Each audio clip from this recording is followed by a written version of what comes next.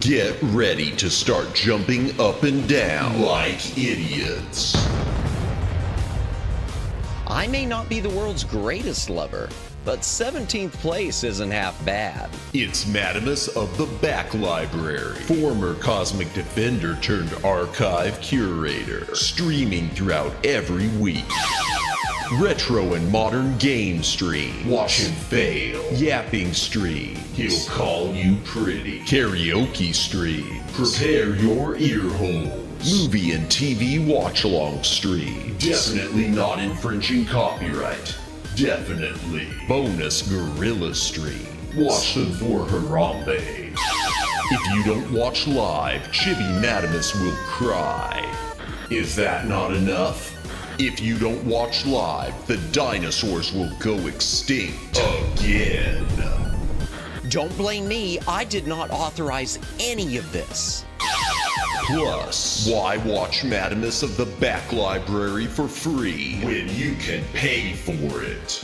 I'd like to talk to you about our special financing options. YouTube channel memberships starting at one incredibly low price. Less than all your favorite prescription drugs. And Madamus will moan the name of anyone who becomes a member live. Wait, what? New schedule posted weekly on X and YouTube. Go read it. Back that up. What's this about moaning? All streams scheduled in Eastern Time, God's favorite time zone. When did I ever agree to moan every member's name? Always streaming horizontal, never vertical. Just the way you like it. Quit changing the subject. Follow, subscribe, like, watch, do the things, have the fun. Okay, fine, as long as I'm getting paid. Madamus of the Back Library.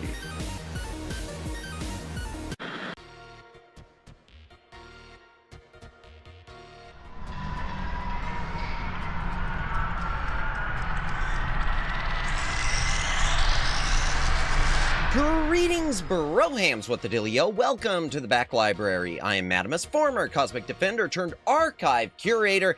Hail to the chat. Welcome in Alex, welcome in Daylin, welcome in Twin Opinion, welcome in Aiden, welcome in, well, the Shy Siren, obviously, who's also going to be here momentarily. Welcome in Judd, and welcome in Guy and Oshima, and welcome in Danny Streams. Welcome in everyone. It's a special, and welcome in Jennifer. How you doing? Hope everyone is. Welcome in David. Assuming I'm just lurking, probably will comment occasionally anyway. That's fine. Appreciate it. Enjoy your lurk. Anyone else who's currently watching, welcome in. If you are lurking, thank you for lurking. If you are VOD watching, thank you for watching the VOD. Please consider a comment on the VOD. It does help with the algorithm. Like, subscribe, notification bell. Follow on Twitter. Do the things. Have the fun. Win the game. Woo! I had a busy morning. So tired. Ooh, get some rest. Get some rest. Luckily, this is just a chill yap stream. I assume it's just a chill yap stream. I don't know. Jury's still out. I guess we'll find out. Hello. Welcome in, Yan. Welcome in. In a moment, we'll be joined by the shy Siren. We'll be doing a yap. Let me just real quickly touch a couple of things. Schedule for this coming week is already done, including tomorrow night. Oh, not tomorrow. Tomorrow isn't next week. Sunday is next week. I am going to go ahead and stream on Easter against my better judgment. And we are going to play Spiritual Warfare on NES, which is one of the Wisdom Tree Christian games. It's like Zelda, but awful. So, I almost feel like I need to say sorry, God, because, yeah. Welcome in, Ruka. Welcome in. By the way, chat, if you haven't followed Ruka's channel, link should pop up momentarily. There you go. Be sure to show Ruka some love. Yeah, so we'll be doing that on Easter. As for the rest of the schedule, real quick, before we're joined by Siren, Monday, I'm taking the day off. I need to rest, please. Tuesday, we'll be doing part 947. I don't know. I think it's actually part 14 of Batten Kaitos, Eternal Wings and the Lost Ocean on the mighty Nintendo GameCube. Wednesday, we'll continue the NES back library tier list. Thursday, we will be picking up some more Sam & Max Season 1 episodes 5 and 6. That does say 5, right? I thought it said 9. That would have been bad. Welcome in, Danny. Welcome in.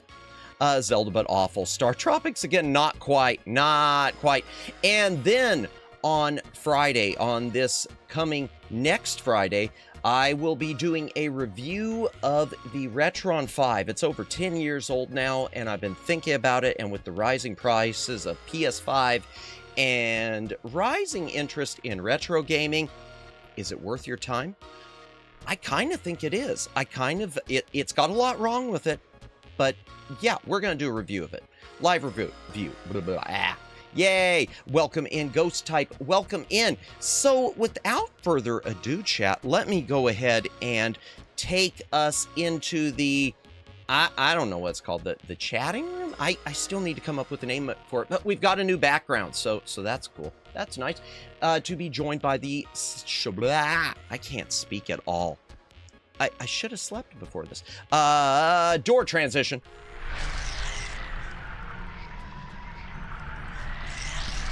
Yay, and welcome in. We are joined by the shy Siren, who also streams here on the YouTube. She does amazing content. We're going to learn more about her, more about what sort of drove her to become, geez, that sounds awful. What drove you to jump off the cliff of VTubing? And I am not hearing you, Siren. Hi. Oh, there. Hi, Okay. everybody. Okay. Oh man. That freaked me out for a minute. I thought I'd screwed things up on my end again. But welcome in, Siren. Welcome in. How are you doing today?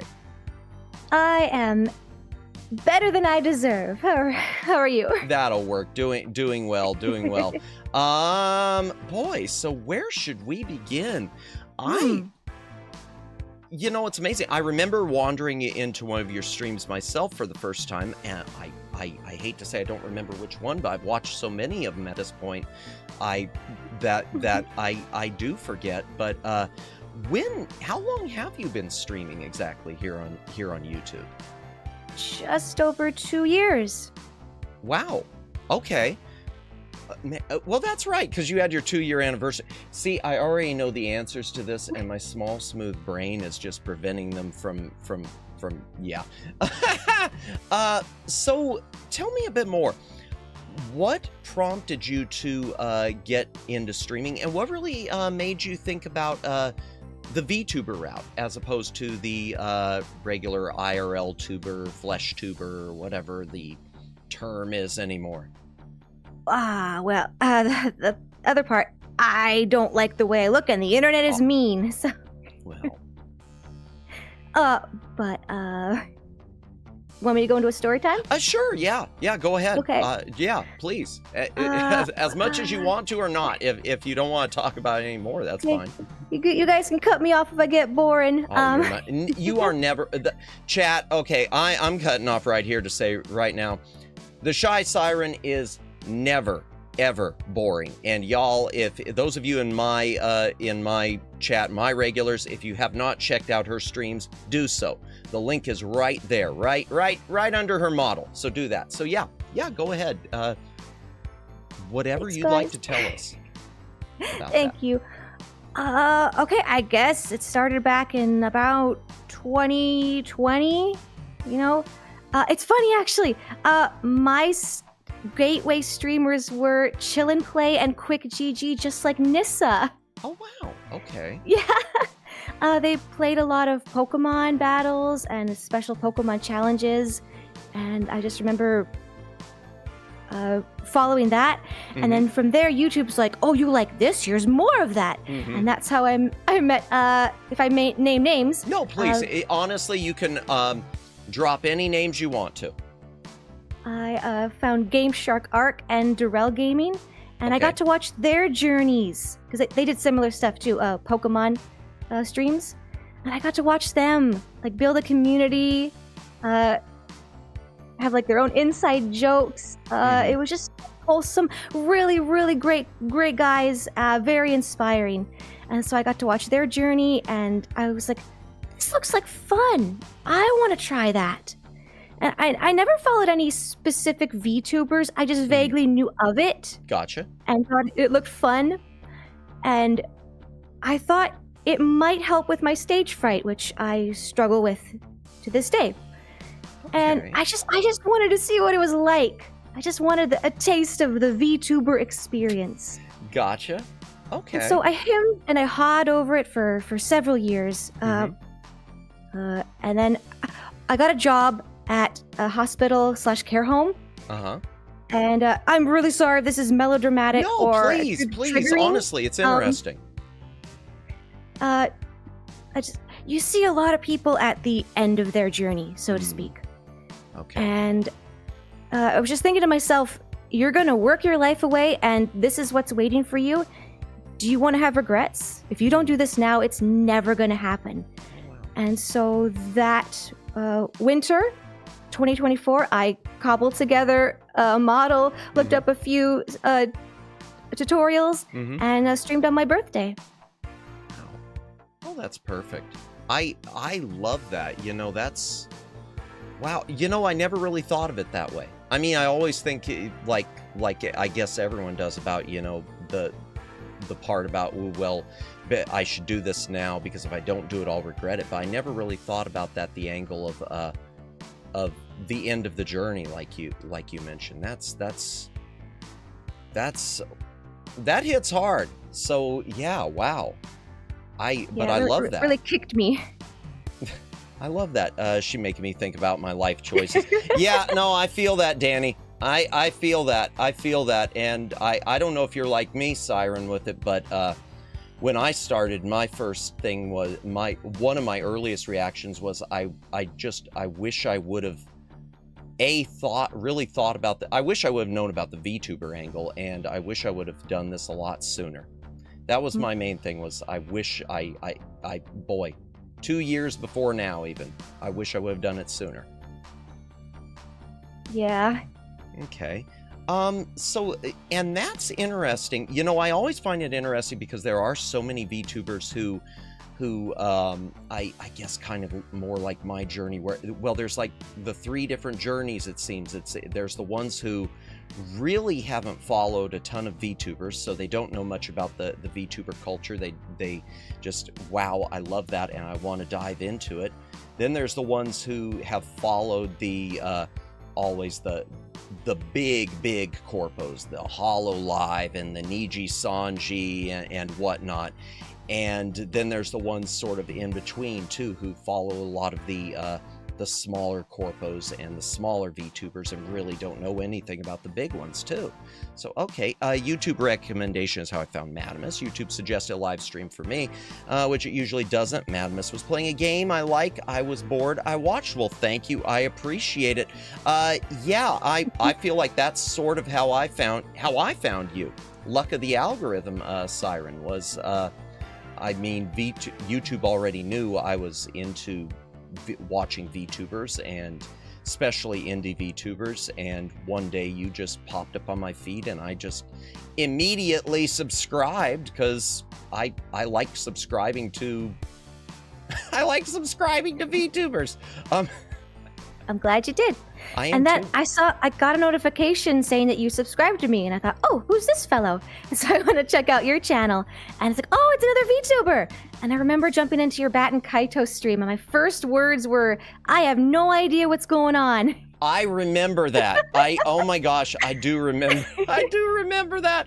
I was, and I think I was even thinking to myself, wow, okay, I drew in another fellow VTuber, and I'm playing this game. Oh dear. Let me see what we got here on chat. I found Shy because she was playing Majora's Mask. Nice. At the same time, I liked it, so I stayed. I love that. Majora's Mask. I mean, Zelda games are a big draw. Oh, I dropped something. Hold on. I still remember when our boy Madamus was only a chatter on YouTube. He's a VTuber now. I don't remember ever being oh, that's right. No, I do. I know what you're talking about. I thought you meant just chatting streams with no model. I didn't know the stream started, so I didn't get notified. I'm sorry about that retro play. You know, YouTube's bad with notifications. Even if you set, I hate to go off on a tangent, but here we go. Even if you set that you want all notifications on with any streamer, chances are you're not going to get them. You're always better off knowing their schedule or trying to know their schedule. And I know on my end, I know you're not on Twitter, Siren. I started doing, the only reason I live stream or dual stream to Twitter is because one of my mods, Omegs, I tried it one time, and one of my mods, Omegs, told me, hey, I got an alert from from Twitter, but not from YouTube. So at that point, it was like, oh, okay, well, then I guess I finally found a use for this. Welcome in Cyclocus. Welcome in Cool New Bird. Matt, does she do any tricks? Well, she speaks. I don't know many birds that can speak like that. I mean, parrots, you get a few words, but I found Siren during her... Oh, let me back this up with Retroplay real quick, and then we'll ask the next series of questions. I found Siren during her Sky streams back in February of last year. Nice. I remember that, Retro. I respect that y'all make the schedules for that reason alone. Oh, thank you. Yeah, I try to make a schedule because I know some of my absolute favorite streamers, they never make a schedule, or they make their schedule halfway through the week, and the only reason I get to see them is because I know the times they're usually on.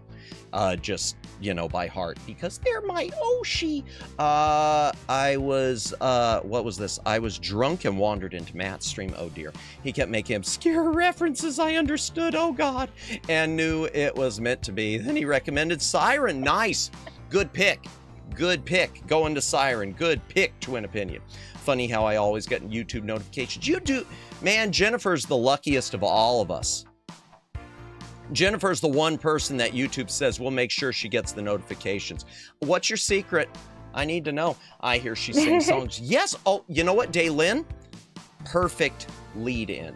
Now, I know you've mentioned stage fright, but you also, at least to my ears, you seem to have a musical background beyond just someone who likes to karaoke or sing in the shower. So I'm just curious, do you have a musical background, and do you want to talk about any of that? Yes. Oh gosh. I guess when I was very young, I would sing in church, and my mother noticed, and so she put me in singing lessons. So I do have a little bit of classical training. Oh, wow. But Okay. I've gotten rusty, but I've sung in choirs. I've sung in a local musical a couple times, just as a background singer. I wasn't any main parts or nothing. Oh, well, but still. But yeah, she put us all in piano. My siblings and I, we all played in band. So yeah, we all got music. Oh, wow. That's awesome. And you mentioned before, if you don't mind me bringing it up, singing your national anthem even at like some local hockey events, didn't you? Oh yeah. If you don't mind me mentioning it, I'm sorry. No, if I... it's okay. The owner of the team found out that I sing through a coworker of mine at job, and he's like, "Oh, Siren, would you like to come sing the national anthem at the hockey games?" Like, okay, which was good for me. It's good for me to get out and do that, and it's it's my volunteer service, so that's, and I get into the games for free, so that's cool. Oh, that's nice. Okay, and from Yan here, we've got, do you have any tips that one could use to practice better singing? Do you have any tips for practicing? Again, I've gotten really rusty. It's really push yourself to practice every day if you can. Gotcha. Okay. It's a muscle. Yeah, you got to use it. Okay. Well, you mentioned, I mean, you say you've gotten rusty. I'm not trying to turn this into just a showering with praise stream or anything uncomfortable like that, but you could have fooled me. I know you say you're rusty on all this stuff, but you really, with your singing, your karaoke and whatnot on streams, you really could have fooled me. So, yeah, that I won't embarrass you anymore with that. I wish I could hear what you guys hear, but I know I could do better. And I have a friend I grew up with, and she went on to be an actual opera singer. Oh, wow. So, I compare myself to that, but I know I shouldn't. But no, well, I think that's one good thing about the VTuber sphere, too, is as you, there are so many VTuber concerts, and I know we were talking about one earlier with Sienna having, and Sarah Casera being on it. There are so many VTuber concerts and VTuber events that it really does seem to be a sphere where one can expand out from just doing streams to being part of bigger events to potentially even doing something like opera singing if that was your forte.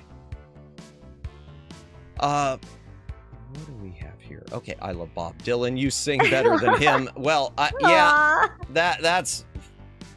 I think he was more about writing the music than the singing of "I'll just keep screeching in my car" than mood. Free hockey tickets are free hockey tickets. It's true. I don't get stage fright. I get social fright. I understand that. I don't like being in front of people. I played a character for a college presentation. It was awful. I don't like hearing my voice. I played a Goku scream for a Trove commercial online. Did you? Oh, wow. Okay. Yeah, that's one of the things. I mean, you mentioned about wanting to hear what other people hear. That's just a universal thing. And you know this. And everyone else, if you don't know it, welcome in, Flash Viewer. Welcome in. It takes work to get used to the sound of your own voice. And I think that's true for just about everyone, because we hear things when we speak different than they sound on tape. So yeah, it's an adjustment, but it is one of those things. Your voice, as much as anyone can ever impersonate or may sound similar, your voice is as distinct or more distinct than a fingerprint. So that is always yours. No matter what anyone thinks of their voice, that voice is unique to you. So, and you should love that about it, because it is uniquely you. And I stole that from someone else. Okay. So I guess another question, we talked about the music and the background with the music. You've also mentioned, conventions and whatnot, that you like to go to conventions, or that you've been to conventions. So is that something you still do, any working at conventions? Or tell me about some of your convention experience that you can without doxing yourself, of course. No, I've said it on streams before. I go to a big one once a year. Oh, wow. In a city about 4 or 5 hours away. Hi, Ruka. Yeah, I just think they're fun. I'm a big dweeb. I like anime and video games. I love seeing all the costumes. Mhm. I like to enter into the singing competitions. Yeah, and I volunteer for one that's a super teeny tiny one in the local area I'm in. Mhm. Yeah, I like being among my people. Well, see there, that, and I would assume, maybe I'm wrong on this, but does that help with any of the stage fright and the, I guess, anxiety being in those type of situations versus other situations, or is it still just about the same? If VTubing's taught me that repeated exposure helps, because my first stream, my heart was racing, and now it's much better. Mhm. I think that's just taught me that I need to sing more. I need to sing more in public, as terrifying as that is. Gotcha. Okay, so repetition is the key. Yeah, that's the key and the problem. Okay, well, here's a question for you from Yan. What character would you like to cosplay as if you were to go to a convention? Do you have any specific cosplays you want to do, and what are some of your favorite ones that you've done, maybe? Oh gosh, I did a nice Okami one a long time ago. Exposure. I did some a character from Tales of Symphonia once, some Pokemon, all sorts of stuff. I've been going to conventions for a long time. The dream cosplays though, ooh, I want to do one of the Colossus from Shadow of the Colossus. Like I'm talking full stilts, foam armor, painted real nice. Yeah, I'll take up the whole doorway. That'll be a problem. That'd be awesome. I don't even know what that is, but just the thought of you on stilts doing this just sounds like that would be an amazing cosplay. I love these giant cosplays people go all out on. It's just, man, I feel like, and the devotion to do something like that, because that's a lot of work, cosplaying, isn't it? I've never really done much cosplay, but it seems like it is a heck of a lot of work. Oh, the money and time. I like to cosplay. I am not a cosplayer. I've never entered a competition. The people who are in it, my gosh, they sew, they craft, they paint. So many skills and artistry goes into that stuff. It's so fun to see. Yeah, that's why a big part of conventions I like is seeing all the amazing costumes you get to see. And if it's a character you love, it's like, oh, can I get your picture? And And then if you're cosplaying something and people ask for your picture, that's one of the few times I feel comfortable people taking my picture. So it's really positive attention, and I got addicted to it. I love that. And that's that's an important thing too. Remember, even though I don't do nearly enough conventions, but remember, always ask on taking pictures of cosplays, because it's even if you know that they're going to be fine with it, it's just a courtesy thing. Even beyond that, always make sure you ask if it's okay to take a picture before you start snapping photos of cosplayers, because you never know.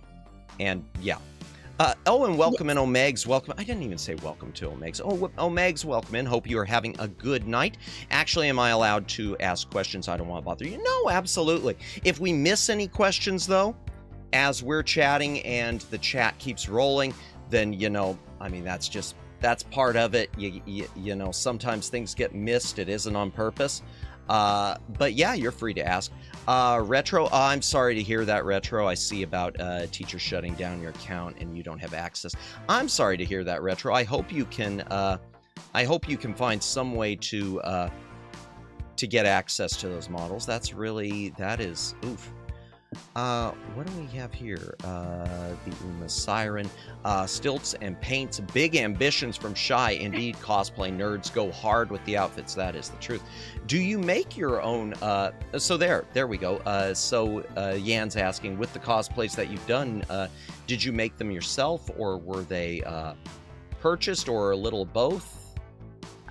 This is why I say I'm not a cosplayer. I mostly commission them or buy them, yeah. I've cobbled together a few bits and pieces here and there, but no, I pay someone else to do that, mostly. There's nothing wrong with that. I mean, that's, honestly, when you think about it, is it really that much different than, VTubers commissioning a model versus doing a model themselves.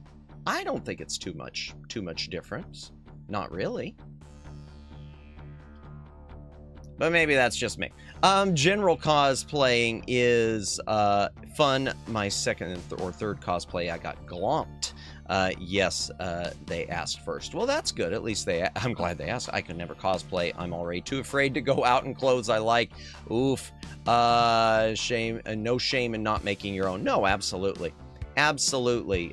There's no shame in that at all. I'm sure if I ever cosplay at an event, unless I had the fortitude to cosplay as my own character, I am sure I would be purchasing cosplays. I just don't think I could do it.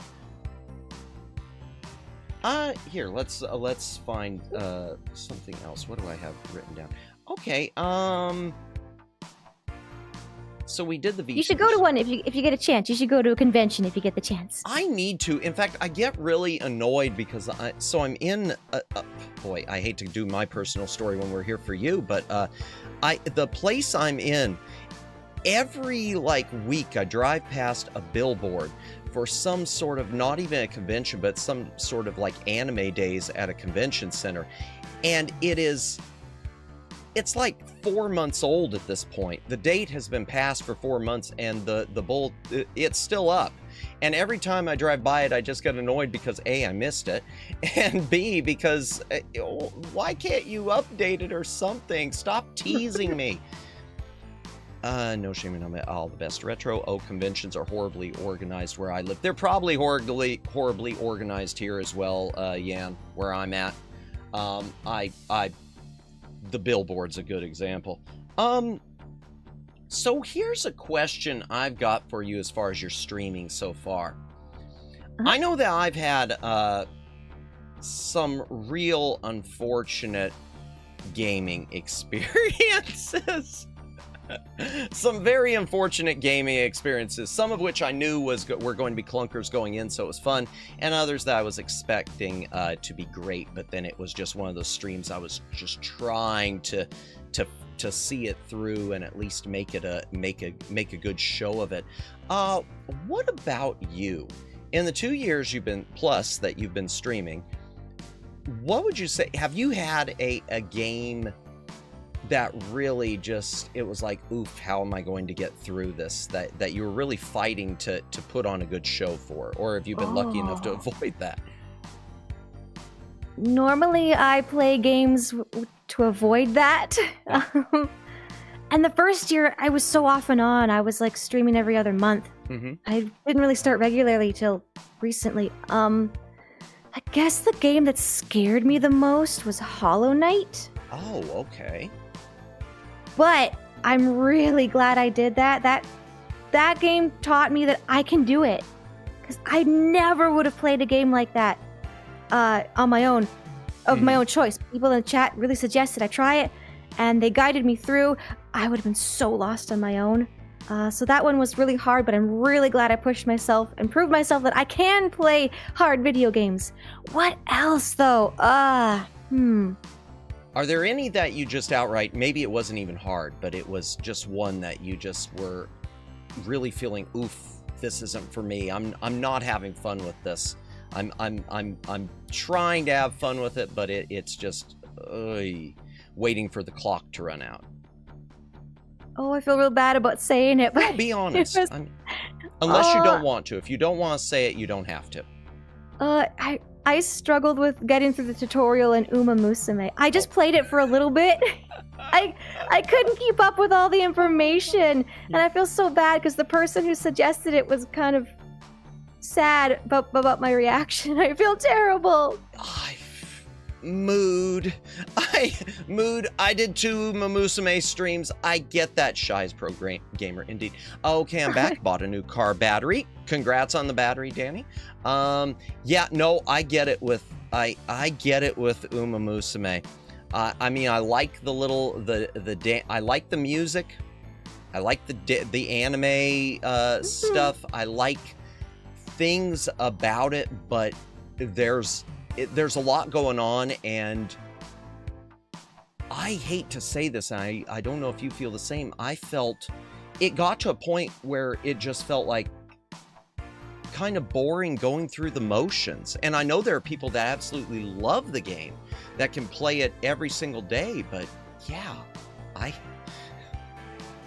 It looks so cute. Mm-hmm. It was too much to take in from my small little bird brain. Yeah. I would be willing to give it another shot though, but Yeah, no, I get that. And you know, that's the thing. I think it's okay to give certain things other shots, but sometimes give another shot to it. But sometimes when you're sure, you're sure.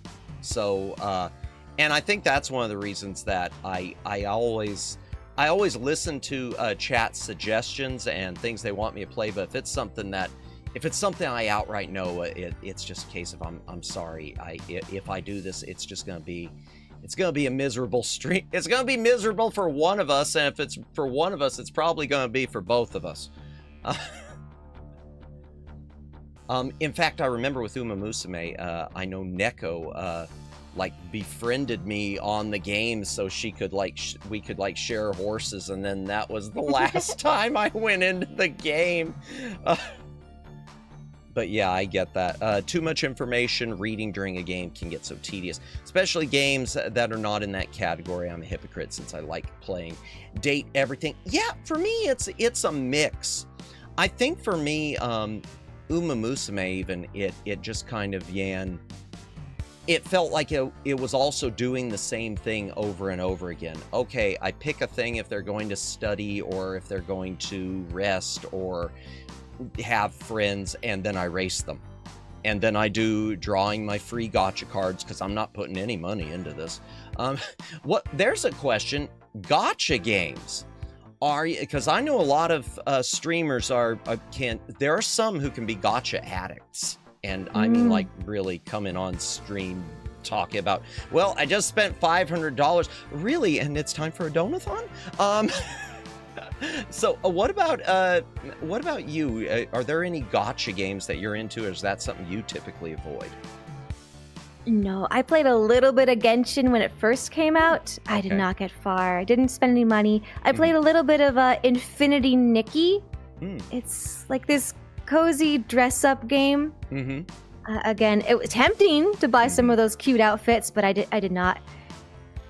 Other than that, no. You? Oh, gotcha. Other than Uma Musume, I've wanted to. That's the way I've sort of felt. Everyone that I've looked at, I've always been coming too late after they've already been going for a long time, and I don't want to spend any money on them. It's always been I would rather grind. But I realize that the amount of grinding I'm going to have to do in this, and is it going to be a case where it's going to be all for naught? Are they eventually going to shut down the servers? That's something that really always plays in my mind, is with online games and things like that in general. Am I going to get to a point where is this going to be a boondoggle where it's going to go on forever? Which is nice. I mean, we all wish our favorite game could go on forever, but sometimes it's nice for things to have an ending. Or is it going to get to a case where it's going to get shut down before I ever complete it? Welcome in, Inichi. Welcome in, Professor Lithium. Yeah, so I never really started on any of them. I downloaded Genshin, and I never played it. I downloaded, not Infinity Nikki, although I do remember watching some streams of that when it was first becoming really, when it first was popular and a lot of people were streaming it. I remember watching it and thinking, ooh, this looks like a cool game. And then it seemed like it really kind of phased out with streamers really quick. No, I did admittedly, but I never played it. I am say-so. I did download the other one, Nikkei. The not Infinity Nikki, but there it's definitely infinite, because that game doesn't seem to ever end. Let me see what has been said in chat. Sorry, I kind of uploaded my pan. No worries, Retro. It's fine. I mean, we don't usually do that in this chat, but I understand. You know, bad things happen, and you want to get it off your chest sometimes. It's cool. hey, sometimes being a part of the experience of things falling apart can be fun. That is true too. Fair enough, David. Fair enough. Save lady. Let's see. That's how gotcha games kind of work. They make it a grind to force you pay to win. True. You guys are making me want to do a yapping stream. You should. Yapping streams are fun. Most of, Danny, I can't speak for everyone, but most of my, occasionally I'll get people come in here and say, are we ever going to play the game? But most people seem to want the yap to continue in the game, never to start. So, Nikkei got us a bit. Yeah, I downloaded it. I never played it. Why do I need to play it, Jennifer? There are 1,001 streamers out there, most of whom are female, and they are all, you know, lusting over the Nikkei, not Infinity Nikki. Nikkei got us a victory. The physics, yeah, the physics. It is a physics-based game, indeed. Good grief. Oh, I'm burying this, aren't I? So let's talk something else that I know you've mentioned before. You've mentioned James Bond having a connection for you. Growing up with it, with I think you said your brothers, and I seem to remember you saying your first Bond movie was GoldenEye. Tell me a little bit about that more, about how you sort of came into liking Bond and what's really stuck with you, would you say? Oh, you remembered. Yeah, I try. Okay, my older brother was a massive James Bond fan. All the movies, lots of merch, knew everything about it. He would get us together, I think it was like every Sunday night, and we would all watch a Bond movie together. And it was one of the few instances where my brothers and I would, we would all get along and watch something together, and nice. I cherish those memories. Oh, wow. Gotcha. Yeah. Okay. That's and, nice. And of course, we played GoldenEye on the N64 forever. Tons of that. Yeah. I think people would still be playing it on N64. Yeah, I think if the N64 would have had network capability, I don't know if that would have ever died. I think outside of them shutting down the servers, if N64 would have had network capability, I think people would still be playing that to this day. Oh, yeah. And I never even had N64. I just remember, I just remember, my age is redacted. I just remember playing it with other people. So that's how you guys bonded. But yes. Yes. That's a winning comment, Danny. Boom. Good balance of Yap and game. Thank you, Jennifer. I appreciate it. I try. We come to Madamus Yap session. Sometimes a game breaks out. Why even watch the streamer if you don't appreciate the Yap? No, honestly, Cyclocus, that is 100%. I think if you're just someone who's looking for a gaming stream and no Yap or anything, and this isn't me saying you need to leave. It's just me pointing out, there are 1,001 long plays on YouTube. You can find a long play for just about every game you want if you're just looking to see gameplay, And I should know that because I use some of those to cheat. No, I don't mean like putting up the footage. I mean to watch and figure out what I'm doing wrong. That's why. I use them to gauge how long a game's going to take me to play so I can plan my streams around it. See, and that's smart. That's something I'm starting to get better at, not not necessarily with long plays, but there's a website, I think it's howlongtobeat.com. Yeah, I finally started using that. Okay. So that's your early memories with James Bond. Question: now, do you have of the Bond movies? I know you've mentioned that you've been going back and rewatching some of them because it's been years. Do you have a favorite? Right, I know you've mentioned GoldenEye because that was like your first one. Outside of GoldenEye, do you have another favorite Bond? Oh, okay. That you could think of. If I also like The World Is Not Enough with more Pierce. Okay. So Pierce is your favorite Bond, I would take. Yeah. Okay. He was my first. Yeah, I like. Yeah. And then you said you liked George or Timothy? Which one? I think George Lazenby's movie is in my eyes is the best Bond movie, but he only did the one Bond, so I don't feel you can judge a person who played Bond one time when you've got everyone else played it multiple times. So for me, it's Timothy Dalton, but I think really Timothy Dalton and Pierce Brosnan, there's a lot of similarities in their Bonds. I feel both of them really did a good job trying to go back to, if you listen to them in interviews, I've never read any of the Ian Fleming books. I don't know if you've ever read any, but I have. No. But listening to their interviews, they seem to be the ones who really talk about going back to Ian Fleming and studying the character and trying to be true to the way it was written. And that's something you don't hear from Sean Connery. Sean Connery, I don't know, he just showed up and was Bond. And Roger Moore, he tried, I guess he just played the Saint without raising one eyebrow, raising both instead.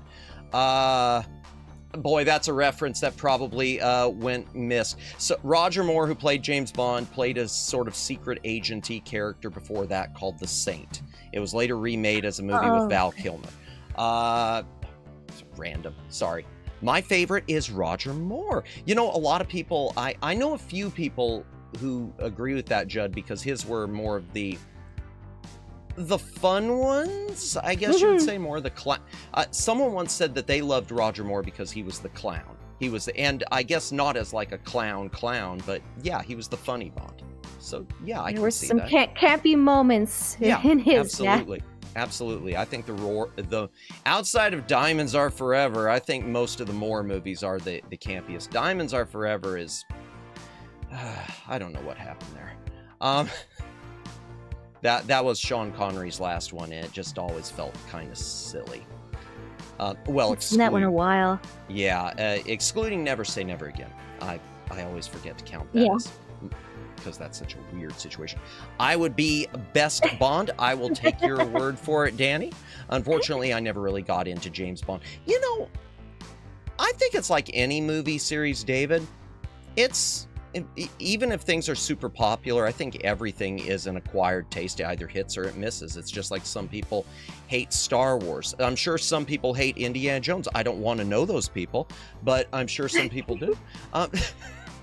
Welcome in, Kairos. Welcome in. Hope you're having a good night. Okay. So now I know with classic consoles, I know you've played stuff on GameCube, and are there any other retro consoles that you own and that you stream with, or ones you own and you don't stream with? Okay. I play a lot of PC games these days. Okay. I've streamed so far with the Switches, both of them. We dusted off the GameCube. We played that one before. Nice. And I don't know if we've played with the N64 yet. So you do have an N64? Oh, between my husband and I think we have pretty much most things, yeah. Oh, I love that. Okay, that's awesome. I love that.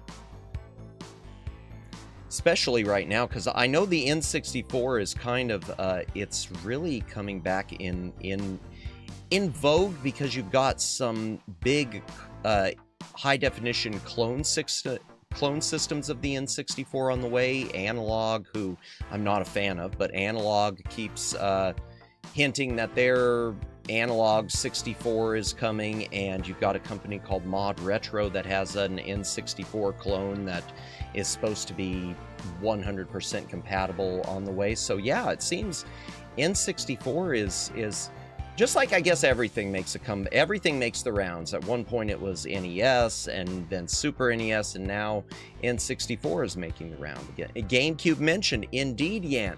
And what would you say is your favorite to stream with it outside of PC? Because it's always, to me, it's hard to, because PC you can do a lot more with. Console-wise, what would you say is your favorite so far to stream with? Including the Switches, if that's your fave. I guess Switch and PlayStation are pretty easy. Mm-hmm. Yeah. That's it. I haven't tried with my DS before, or my 3DS. I don't know if you could even do that. I have no idea. I wonder if that would have to be going to use the forbidden word emulation. I don't know. It might be something that requires emulation unless you're going to set up a hand cam with screens. I don't know. Because you're going to have to educate me here because I don't know enough about the DSs. Did they have any sort of like TV output that you know of, or was it just the built-in screens? No. I didn't have a DSi. A friend of mine gave me a Game Boy once, and then I didn't get my own until the 3DS. And no, that was completely portable. No TV that I know of. Gotcha. Okay. Then that probably puts a limit. I'm sure there's probably, I'm thinking there are probably so many mods or whatever. I hate I don't know about you. I don't know if you or your husband have modified consoles. That's something I can never bring myself to do. If I can find a solution for an attachment to it, then great. But when I see people, taking their NES apart and soldering circuitry and stuff, I almost have a heart attack because I know I'm going to start a fire. Yeah, that's beyond me. Yeah, I admire people who can do that. I've heard of people in jailbreaking their consoles and stuff and doing all sorts of cool stuff. No, I'm too scared. Yeah. Oh, yeah. Ditto. And there are some streamers. There's one I could think of who does tinkering streams, and she's on stream like added mods to Game Gears and things like that. And I'm just thinking, how are you doing it? You are a wizard of the dark arts. What is your secret here? And yeah. And by the way, I should mention, I'm going to name drop her too. She's Canadian as well. Amia Aranya. Hey. I can imagine. That's right. Oh dear. I doxed Siren. She is Canadian, which she has definitely never ever revealed to anyone before. Let me see. I still have my GameCube, Wii, and a couple of DSs. Nice. I love retro gaming consoles. Amen to that. Even though mine, I feel, man, the stuff I call retro, people call vintage now, and I want to crawl into a hole and die in Minecraft. I can imagine you could be James Bond. If you want to do the 3DS or the DS, you have to hack them to use them. That's unfortunate then. DS, welcome in, Lonk. Welcome in. DS and 3DS are pretty hard to record from their hardware. I can imagine most people had to install hardware mods for those, if unfortunate. I'm too dumb to modify my DS. Yeah, and I don't want to damage anything, and the thought of ruining an old console is just, I mean, I was almost heartbroken when I thought my NES was dead the other day. My GBA and my DSL were my favorites. I miss them. I can't imagine. Aww. I've still got my GBA. But I sold my GBC, and I wish I wouldn't have. I wonder if anybody has played ColecoVision games on stream. That's my first console. Okay, I've played Coleco once. Have you ever played ColecoVision, Siren? No. What is that? It is like it's like Atari. It's about the same area. I can't speak. About the same era as the Atari 2600. So it's older, sort of earlier console, but it was a bit more advanced than the Atari and made some waves because it had because it had a really good port of Donkey Kong, because Nintendo was working with Coleco, and Atari felt like they'd been getting sort of shunned by Atari sort of thought Nintendo purposely gave them a bad port for their system. I don't know what the truth of that is, but yeah, Coleco's from that era. And Coleco is also the company that created the Cabbage Patch Dolls. So they made Cabbage Patch Dolls and a video game console. I mean, Nintendo was making cards before they made consoles, so... That's true. That's true.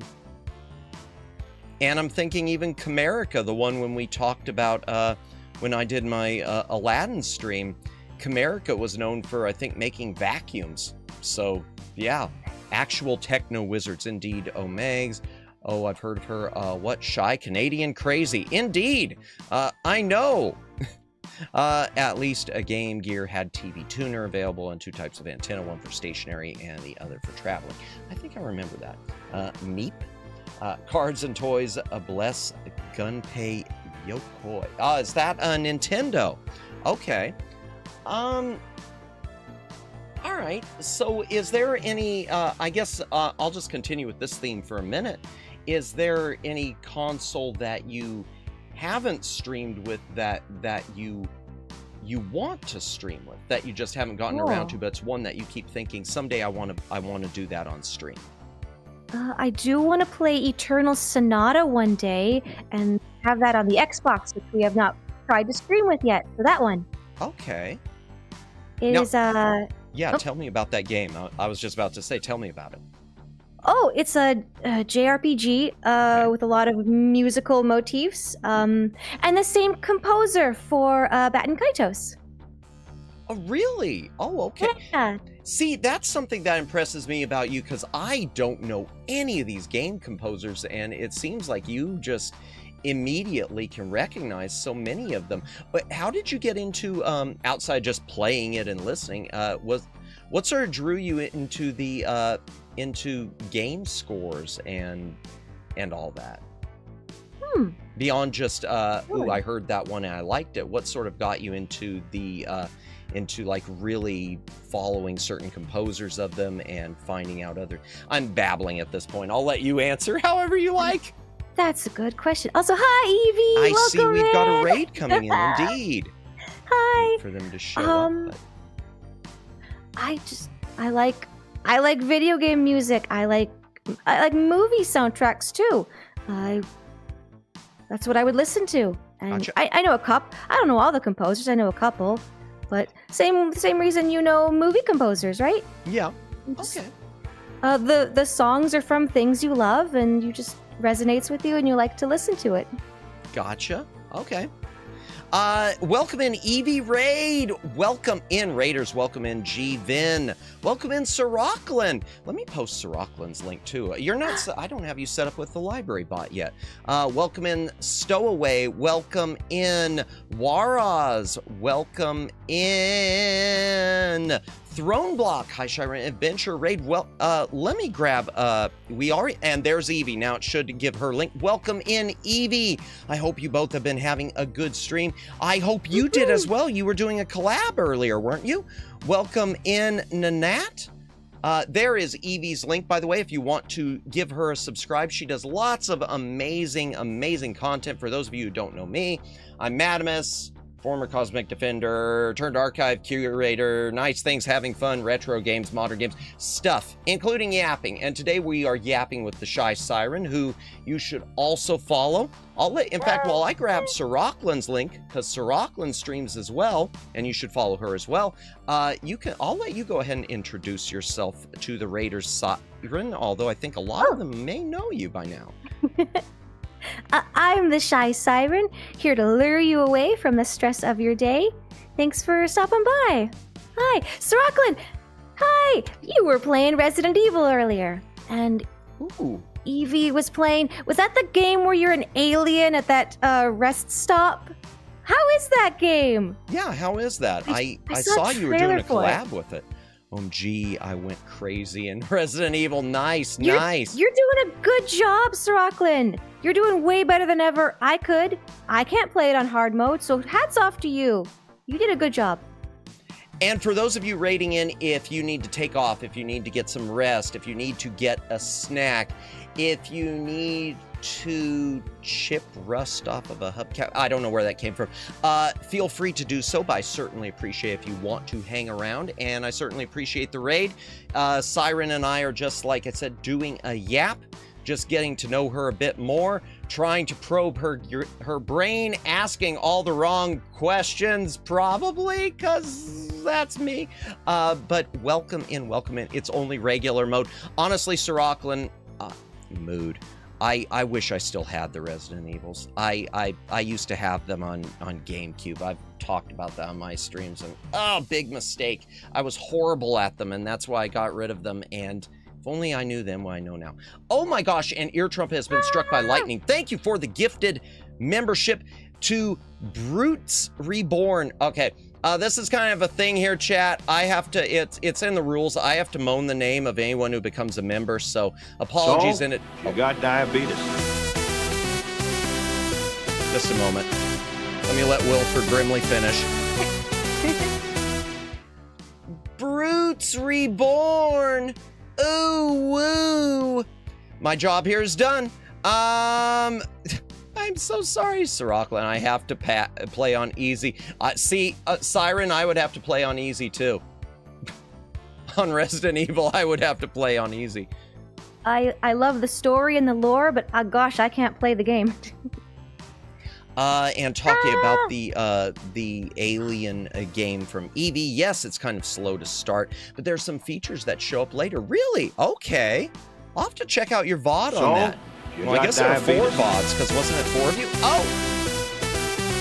Oh, we got another? Wait a second. Oh, Megs! Thank you for the gifty. And Ear Trumpet, thank you for the second gifty. Retroplay, even if I can't get my old models back, I will just have to remake them better. Hey, that's the way to go about it, Retro. Don't give up on it. I'm sure it will work out to you. Sadly lost my Ringmaster, Time Turner, and Shy Burb.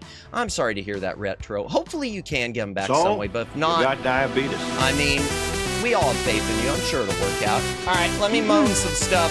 Thank you so much, Omega. Ah, you're sending more. Thank you, Omegs. You just want to hear me moan. Thank you, Omegs. Thank you, Ear Trumpet. Okay, who do we got? Who do we got? Oh, I gotta scroll up further. Okay, I did Roots Reborn. Rob Gamer, The Dark Air. So, ooh, you got diabetes. Oh no! Jeez, don't tell me there are more. No, Omegs, you're gonna break it.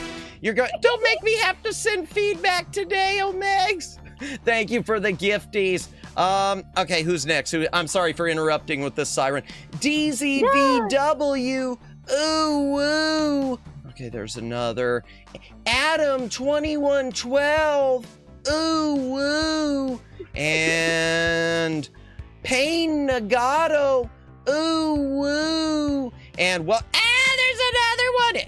Oh, thank God, I thought I broke. Thank you, Ear Trumpet, for the gifty. Remarkatron. Ooh, woo. Welcome in Mama Saki. Welcome in Luciano. Welcome in Wara. Oh, I already did Wara's. Welcome in Chaotic Games React. Wait a second. Someone else said something. Did it break? Oh, it didn't break. Okay.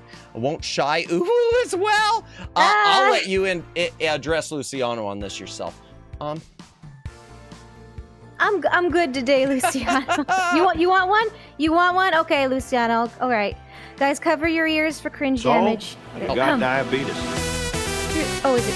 Yeah, just a moment. Wilford Grimley decided he was going to interrupt.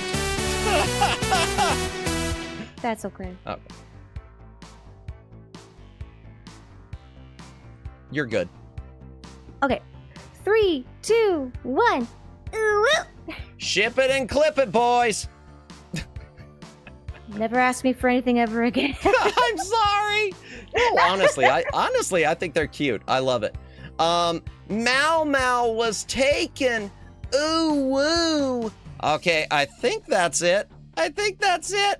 Is that it? Yeah, I did Remarkatron. Okay, all done. Hey, Mau Mau got one. Yeah, he's a regular in Althea and Briar, isn't he? We haven't seen Briar in a hot minute.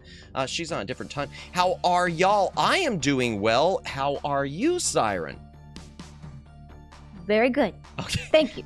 How much is gotta pay you, Matt, to do a cute ooh? Don't I do enough ooh-woos with every single name that I moan? Don't you get enough from me already, Omegs?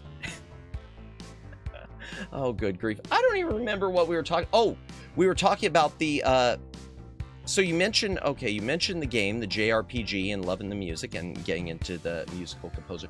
Okay, and are there any specific composers, both with, really, who would you say are your goats with, game composers and with, with movie composers as well, I guess, if there are any for you.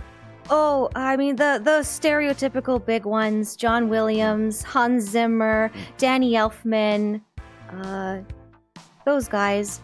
Okay. And for video games, it's gotta be Yoko Shimomura. She did Kingdom Hearts. Ooh, She did Mario RPG. okay. She did one of my favorite games, Legend of Mana. Ooh, I think she did Street Fighter 2. Really? Yeah, Oh, I love her style. That's long. Yeah, I love her. She's my wow. fave. Okay, I'll have to... Koji Go ahead. Kondo, he's up there. Nintendo. Mm-hmm.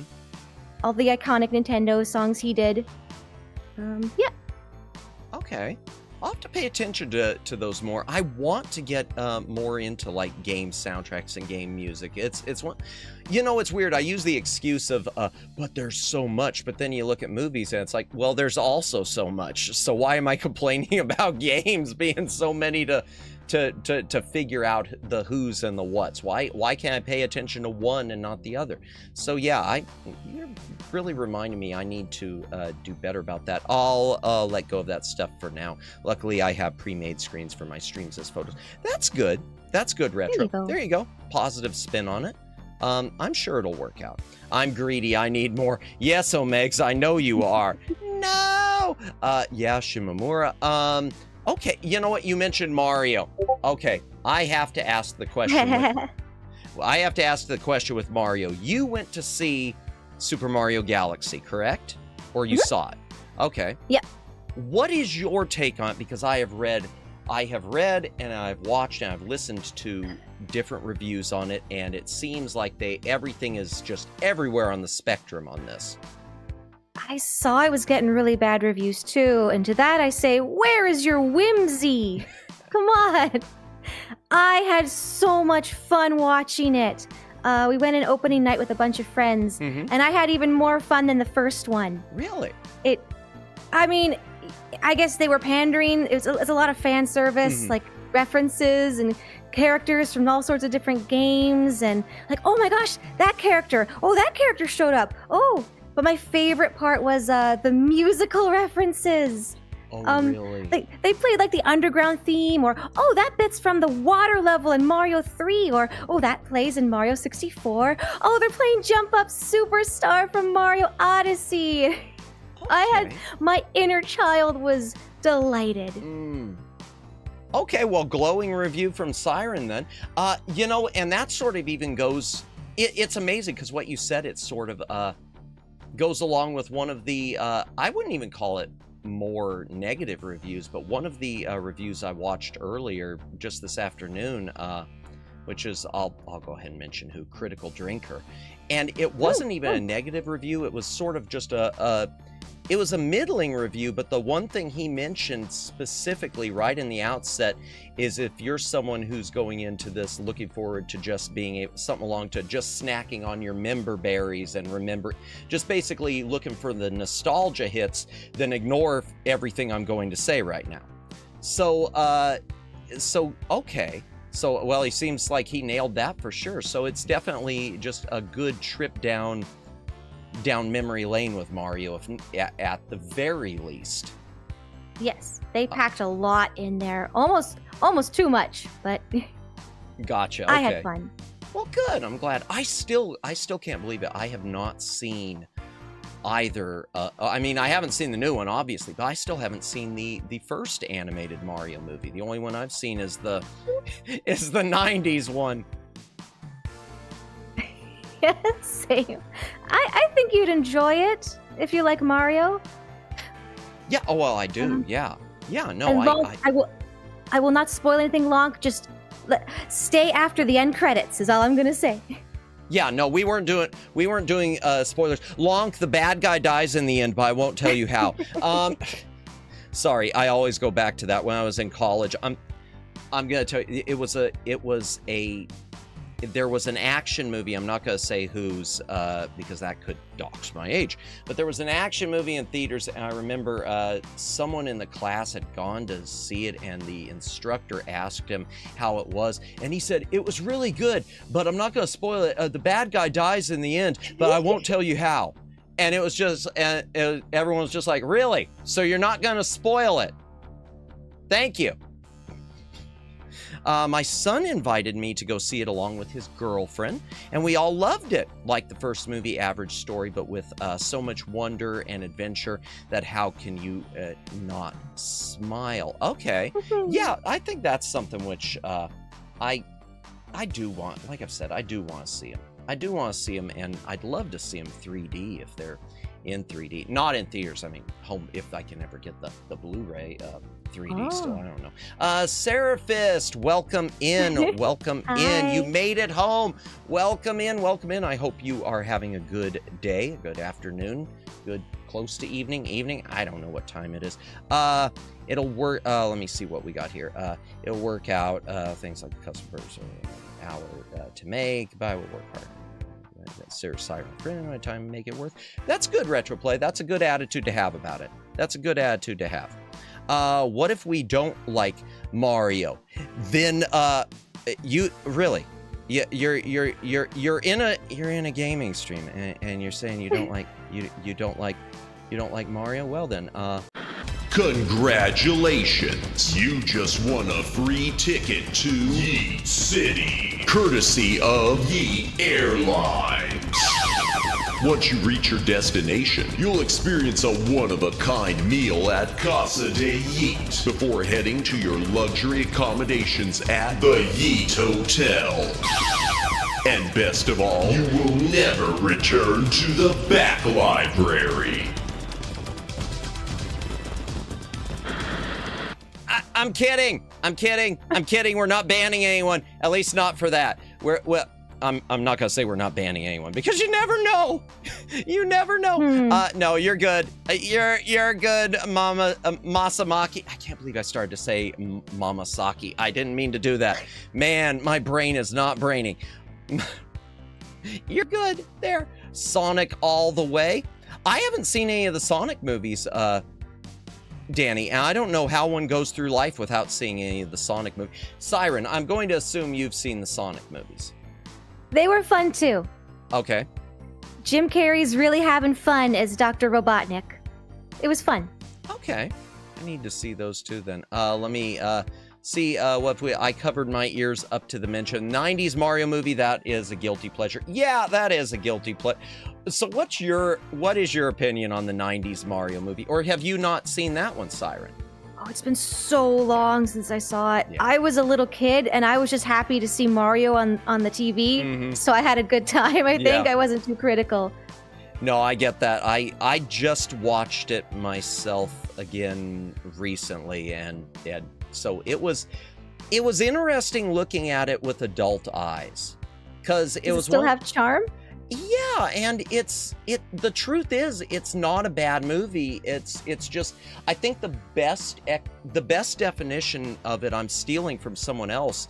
Someone somewhere wrote that it's like if a film producer who had gotten the rights to Mario went home and asked his son or his daughter to explain to him the plot of Mario, and he then tried to make a movie based on their explanation of the plot. It's nothing like the game, but it's as a movie, and as a family kids movie, it's fine.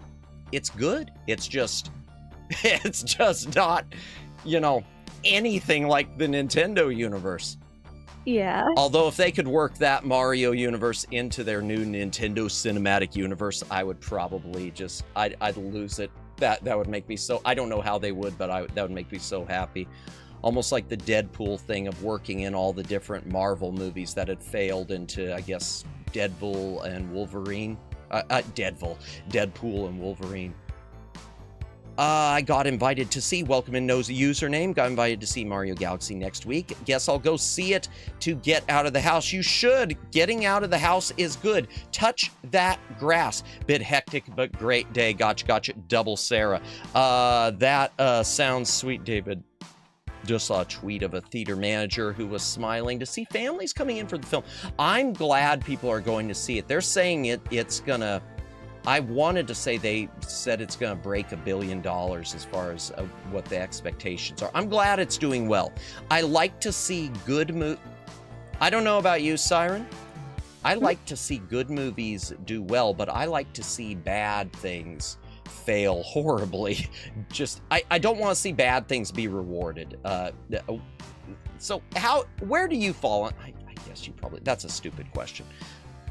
Is there any franchise that you've been disappointed? There's a question. Gaming or movie-wise, is there any franchise that you've been really, really, really disappointed with the direction that it's taken? Something that's really just kind of, I mean, you shouldn't take it personally, but maybe hurt you personally. Are there any franchises you've really been disappointed with these last few years? Oh, last few years? Yeah, well, the Resident Evil movies. Oh, okay. The first 2 were fun. The rest of them, nope. I'm sorry. No, you're good. It's, oh gosh. Mila Jovovich had to be the one to do everything. And all the other main characters from the games were just kind of sitting in the back seat. And the final one was just, just disappointing. That and Monster Hunter movie was just disappointing. I didn't see the Monster Hunter movie. Don't. I didn't even know there was a...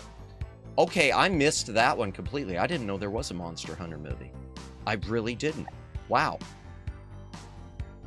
So that bad. Yeah, no, I agree on the Resident Evils. I didn't play a lot of the games. Like, I mean, as I kind of indicated by my stupid decision to get rid of the entire GameCube library of them. But yeah, I saw all the movies, and even without the games as a reference, I totally agree. I thought the first 2 were fine, and then yeah,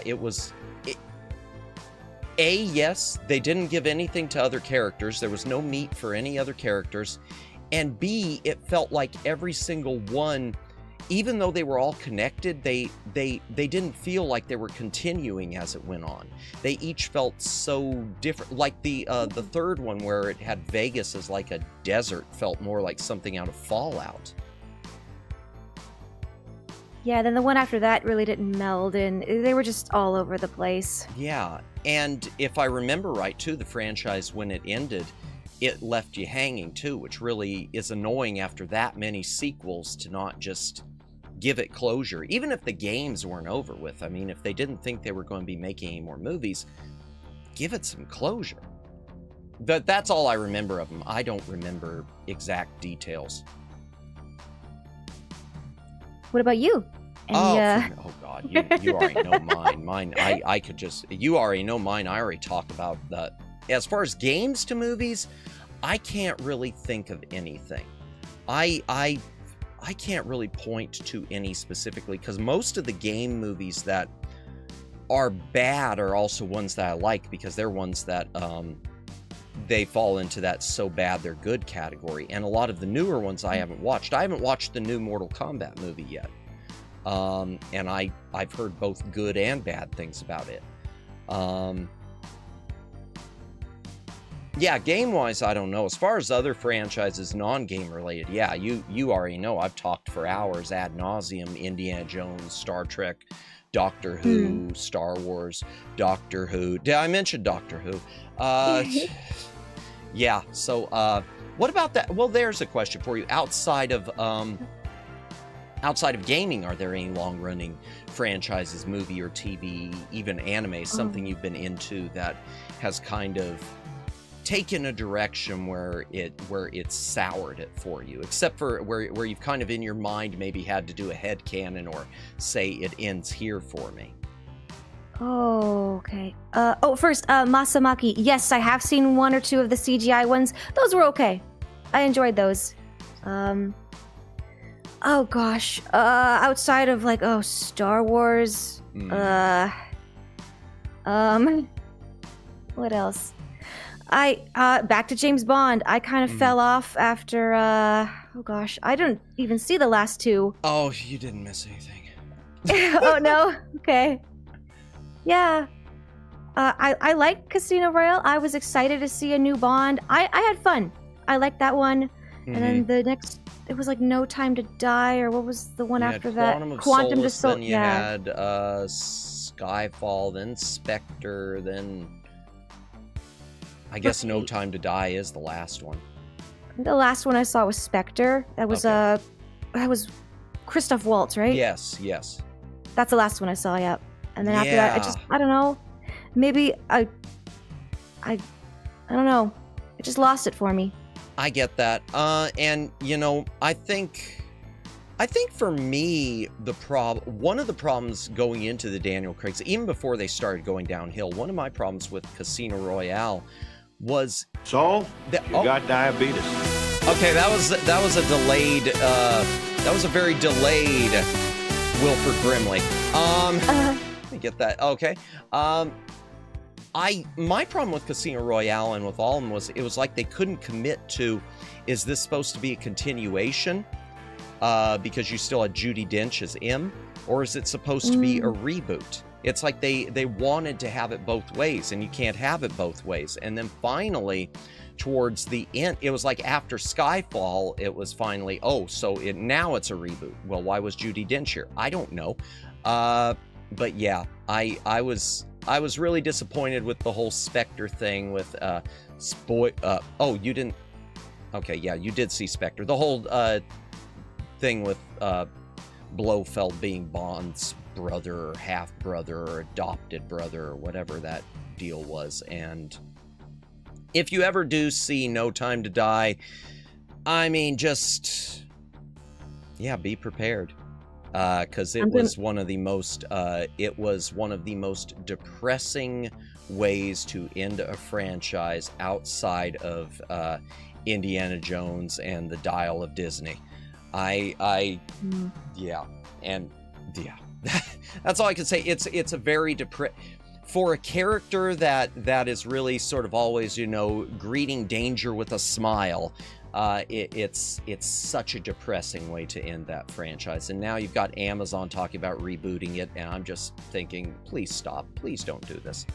What about, okay, that's a good question for you. Where do you fall on Indiana Jones, and did you ever watch the Disney entry, and what are your opinions of both Crystal Skull and it? Because I know your favorite is Last Crusade.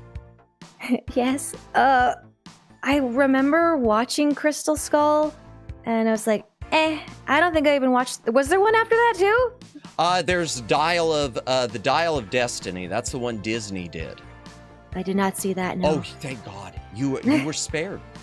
You were spared. Even beyond Bond, I don't think I've ever been that just upset, almost physically ill at a movie of all things. That and not to harp on it too much, it's one of those, there's just no point to it. It's just a very, very, very pointless movie, and it seems like the whole point was Crystal Skull, as much as I could tell your opinion of it is similar to mine. At the very least, though, Crystal Skull, if you remember, gives Indiana Jones a happy ending. With the whole getting married to the ending with the wedding. Dial of Destiny, Dial of Disney, seems to just want to take it. The whole point of the movie from the start is to take away every bit of happiness Indiana Jones ever had. It is just to break him. And it was supposed to go, and Disney's tried to deny it, but there's enough test audience people who have come out and said, no, that's the truth. They were planning to kill off Indiana Jones. And at the last, and the reaction was so bad that at the last minute they stitched together an alternate ending, and it is just a dumb ending. It's sort of a getting knocked out and then waking up and he's safe. Oh, what happened? Oh, well, they brought you back here. Everything must be okay type of things. It's just, yeah. It's take away happiness of a legacy character. Why does that sound familiar? Because it's the same director who made Logan. I can't think of his name, but Logan, they did the same thing with the X-Men series. They took away, you had the X-Men Days of Future Past ended with everything's going to be just great again, and then Logan comes in and strips it all away.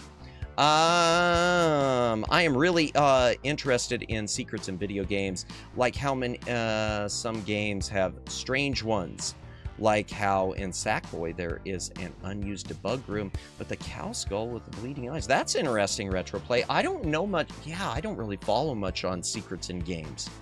So that is interesting. Dial of Destiny is such a pointless film. Indeed. Well, really, I don't even care for Indiana Jones, but to think you can end the main character in such a way is ridiculous. Yeah, it's a boring movie from the start, Masamaki. It's a boring movie from start to end, and the whole point is to make the Indiana Jones character make it clear that he can't cut it compared to his whoever the lady is who he's teamed up with. He's an extra in his own movie. Okay, what else would be a good topic for us to talk to? We've talked about so much, and I don't want to keep you too long, but I guess, I'm going to start an open-ended question real quick for you. What else is something that you would like for me, and this is going to be a difficult one probably. What else is something you'd like for me and for other people who watch your channel to know about you, as far as like personal interests or something that you have people say they have a personal tism about different things. Is there something that you absolutely love and you haven't yapped on about on your own streams, or that you have and you'd like to talk about again? Oh gosh. I know, that is a loaded one. I have to let that one simmer for a bit. I'm trying to learn the harp very, very slowly. I don't practice enough. But I guess the coolest thing about me is that I once worked for Nintendo once upon a time. It was just a brand rep position for the holidays. It was for a few months, but I still kept the pay stubs to this day. I'm proud of that. Oh, that is so cool. I don't care if it was a holiday thing, brand rep. That is so cool. It was when the Wii U was coming out, and I would go down to like the Toys R Us, the Best Buy. They sent me all over the city, and they issued me a 3DS and some games and a bunch of merch, and I would set up my table, and you just talk to people about video games, take notes, like what games are you looking forward to? Excuse me, sorry. And try to hype people up for the Wii U coming out. And gosh, a lot of people thought it was like an extension to their Wii. Yeah. They didn't know what it was. Or they're like, hey, my Wii won't connect to the internet. What do I do? And it's like, dude, I don't know. Have a Mario sticker. I don't know. Oof. Oh, but that is... Yeah. That is so cool. I've never seen... I didn't know Nintendo even did that. I wonder if they even do that in the US. Or, at least during that time period. I don't remember ever seeing anyone set up with a... with like a brand repping for Nintendo. That is so awesome. Do you have any other than what you've mentioned? Were there any other memories with it that really stand out? Anything special? No, I played a lot of the Rayman demo. Because there was a kiosk in the Toys R Us. That was fun. Okay. Yeah, I just got to nerd out with other people talking about video games. You go home and write up a report, and I got paid money for it. Oh man, talk about it. Yeah. I'm gonna file that one under potential dream job. It's too bad it was a temporary position. There's a question for you.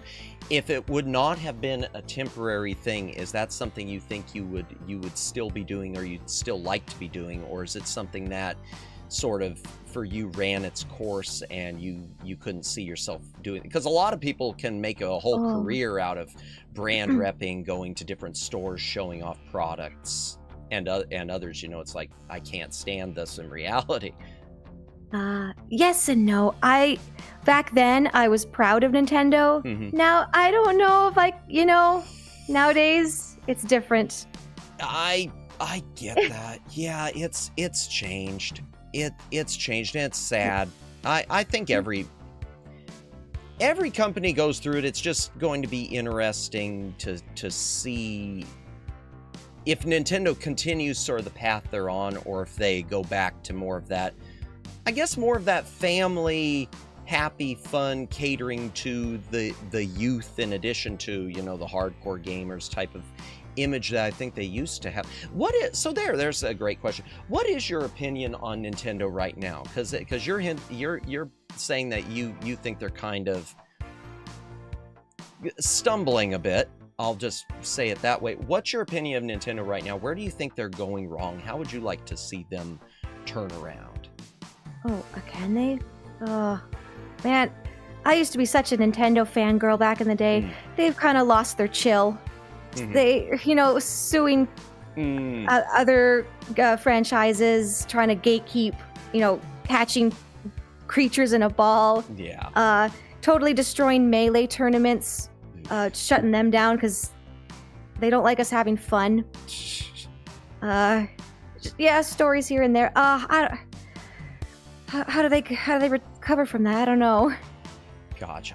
That's a good question. I honestly, I think one of, and maybe you agree with me on this, I think one of the biggest ways for them to recover from stuff like that is for them to start losing these lawsuits. I think for them to start taking some really big hits on these lawsuits, especially like the Pal World one. I keep looking at to me, the Pal World one has been the one to watch. Because I don't even see, I mean, I could call Pal World sort of a Pokemon-inspired clone, but the stuff that they're claiming it copied just is... What? Come on. The idea of copywriting and a sort of more generic idea is crazy. And the selectiveness of it. The way they go after any of the ones they think are going to hit it big. But the little ones, it's always, it's fine. You go ahead and have your little, you know, Pokemon type game on Steam that you're selling for $2.99. As far as Melee tournaments, though, I don't know how that, I mean, really, unless they flat out announce that they're just not, that they're going to allow people to do stuff again, I think that's the key. And what is your opinion on the Switch 2 pricing? Because a lot of people, I know, a lot of people feel that that's been a way that Nintendo's lost their way, is by pricing a console as, let's be honest, as high as it is. But then again, it's not higher than a PlayStation. But do you think that's something where Nintendo's kind of losing their way by not pricing things towards the average consumer? Because I've been seeing a lot of stuff where it seems like game consoles are becoming more of less of an average gamer product and more of a rich person's toy, for lack of a better way to put it. Well, aren't they all going that way? Yeah. Yeah. Surface, how much was the Switch 2? I don't know. He went to go pick it up. Oh, gotcha. Let me see what chat. Yeah, that's definitely a barrier for a lot of people. They want one, but it's too expensive. Yeah. And the games are costing more too. And I don't think, maybe when they come out with a new Zelda or a Mario, people will be enticed to get it, but... Right, I don't blame anyone for not buying it. Yeah, it's definitely changed a lot when you look at how, well, when you were selling the Wii U, unless I'm wrong, the Wii U was priced less than PlayStations were at the time, and less than Xbox, or at least, were they, or am I just imagining that? Because I remember GameCube was really cheap. Bought my Wii U, I think it was like 400 something Canadian back in the day. Okay, so probably about the same then. Yeah. Okay, all right. I'm imagining things again. Time to wheel bundle Grandpa the game back and into the everything. home. I'm not old. Let me see what this, you failed at the job site. We still don't know what the Wii U is. Oh no. Oh, yeah. Yeah, I'm gonna be honest, the Wii U, I kind of fell into that same category when it was coming out. Even though I never bought a Wii, I remember the Wii U was coming out and I thought, oh, okay, so this is just an upgraded model of the Wii that now has this little screen controller. I didn't even realize at first that it was a different console. Mm-hmm. It's a completely new console, guys. Krista, is that you? If anyone doesn't get that reference, there was once a video series on YouTube called Nintendo Minute. I don't remember that. Fun fact, until recently, the Louvre in France used the Nintendo 3DS and a custom painting scanner for tourists to use to translate text and tell you about the paintings and sculptures. That's very interesting, Retro Play. I didn't know about that. Of course, now it just do it with the... Now people just pull out their smartphone. I stopped at a Wii U kiosk. It was interesting. I remember the kiosks. I do remember kiosks. We never had any brand reps. Kit and Krista, I know who you mean, Daylin. They're still in social media even after their departure from Nintendo. I'm gonna sleep now. Hey, thanks for stopping by, Yan. Appreciate it. So I'll have this in the background. Thanks for the stream and the Yap. I had a great time. Hope you all have a great rest of your day. You as well, Yan. Have a good night. I worked at GameStop for one day. Sounds like my tenure at McDonald's, Danny. Indeed, Lonk, I follow that channel despite their inner reservations about Nintendo bringing back... I'm sorry, I just want to read through all these real quick, Siren. Bringing back Reggie might be at least a start. I don't know Reggie either. Reggie era. My body is ready, Daylin. I'll have He was the yeah. Go ahead. Reggie, he was in charge of Nintendo for a time, and that's back when they were cool. We miss Reggie. Oh, okay. Man, this is the stuff I don't know anything about. I'm like a total blank from a certain... I've said before, it's like I ducked out of the universe for like 10 years. To be honest, Pal World is more of an Ark survival clone. I've heard that before too, but instead of dinos, you get cutesy creatures with guns. It's the guns that make the difference, isn't it? There's nothing... What's cuter than a kitten? A kitten with a pistol. Supposedly, I think the catching patent just took a blow recently. Yeah, I've seen some stuff about that, but the case isn't over yet. That's the problem. I want it to be a complete and utter devastating loss. Nintendo lost their vibe. They're just making remake after remake in almost every direct. It's just remakes, and that's unfortunate. And the truth is, I'm all in favor of remakes and remasters as long as they're not censoring stuff. I'm all in favor of that type of stuff as long as they're not making and also if they're making a bunch of changes where it doesn't resemble the original at all, then it's just kind of, I mean, occasionally fine, but whatever. I miss Yamauchi and... Oh, it jumped on me. Oh, there's so much to read. I miss Yamauchi and Iwata as the leaders, and Yokoi as an engineer. Nintendo feels like they now want to be like every other game company. Sigh. Yeah, and I think that could be said for... I'll name a company. Was Yokoi the person that made the Wonder Swan? I remember the Wonder Swan. I know of it. Yeah, if I have to spend $1,000 for a console, I'm going to spend it on a PC. Absolutely. Sadly, that's not reality anymore. The GameCube is probably going to come in at $1,000, especially with RAM prices dropping. So imagine for me that live in Brazil and have to pay 5 times more than you guys for the same console. Yeah, Luciano, but you guys got some of that premium Sega stuff. Y'all had more Master System stuff than you knew what to do with. I would like that. I don't have a Master System. You mean Gunpei Yokoi. He was also designer of Game Boy, but he's long since passed. I don't remember. Sorry from Seraphist on the price. You're good. I know it's like 600 USD, so yeah. I wouldn't be surprised if Nintendo upped the Switch 2 prices in the coming months. I mean, everyone else is. PlayStation is. They're raising their prices. Yes, I remember. Reggie left everything. Start all about it. I heard my name. Oh, I was just finally reading the comments because I'm a pro streamer. Okay, so we were talking about that with Nintendo, and well, that's a good point that was raised too about the remakes and remasters. What is your thought on how do you feel about the remakes and remasters? Is this something you want to see more of? Do you think they're overdoing it? What's your opinion on the landscape now? Do you think it shows that they've lost their creativity, and that's all we have is remakes and Ooh. remasters. Well, movies are all doing that too, right? Mm, And that's getting kind of tiring. yeah. But it's hit and miss. I really like the Resident Evil 2 remake. I'm hearing whispers of an Ocarina of Time remake. I'm gonna buy that.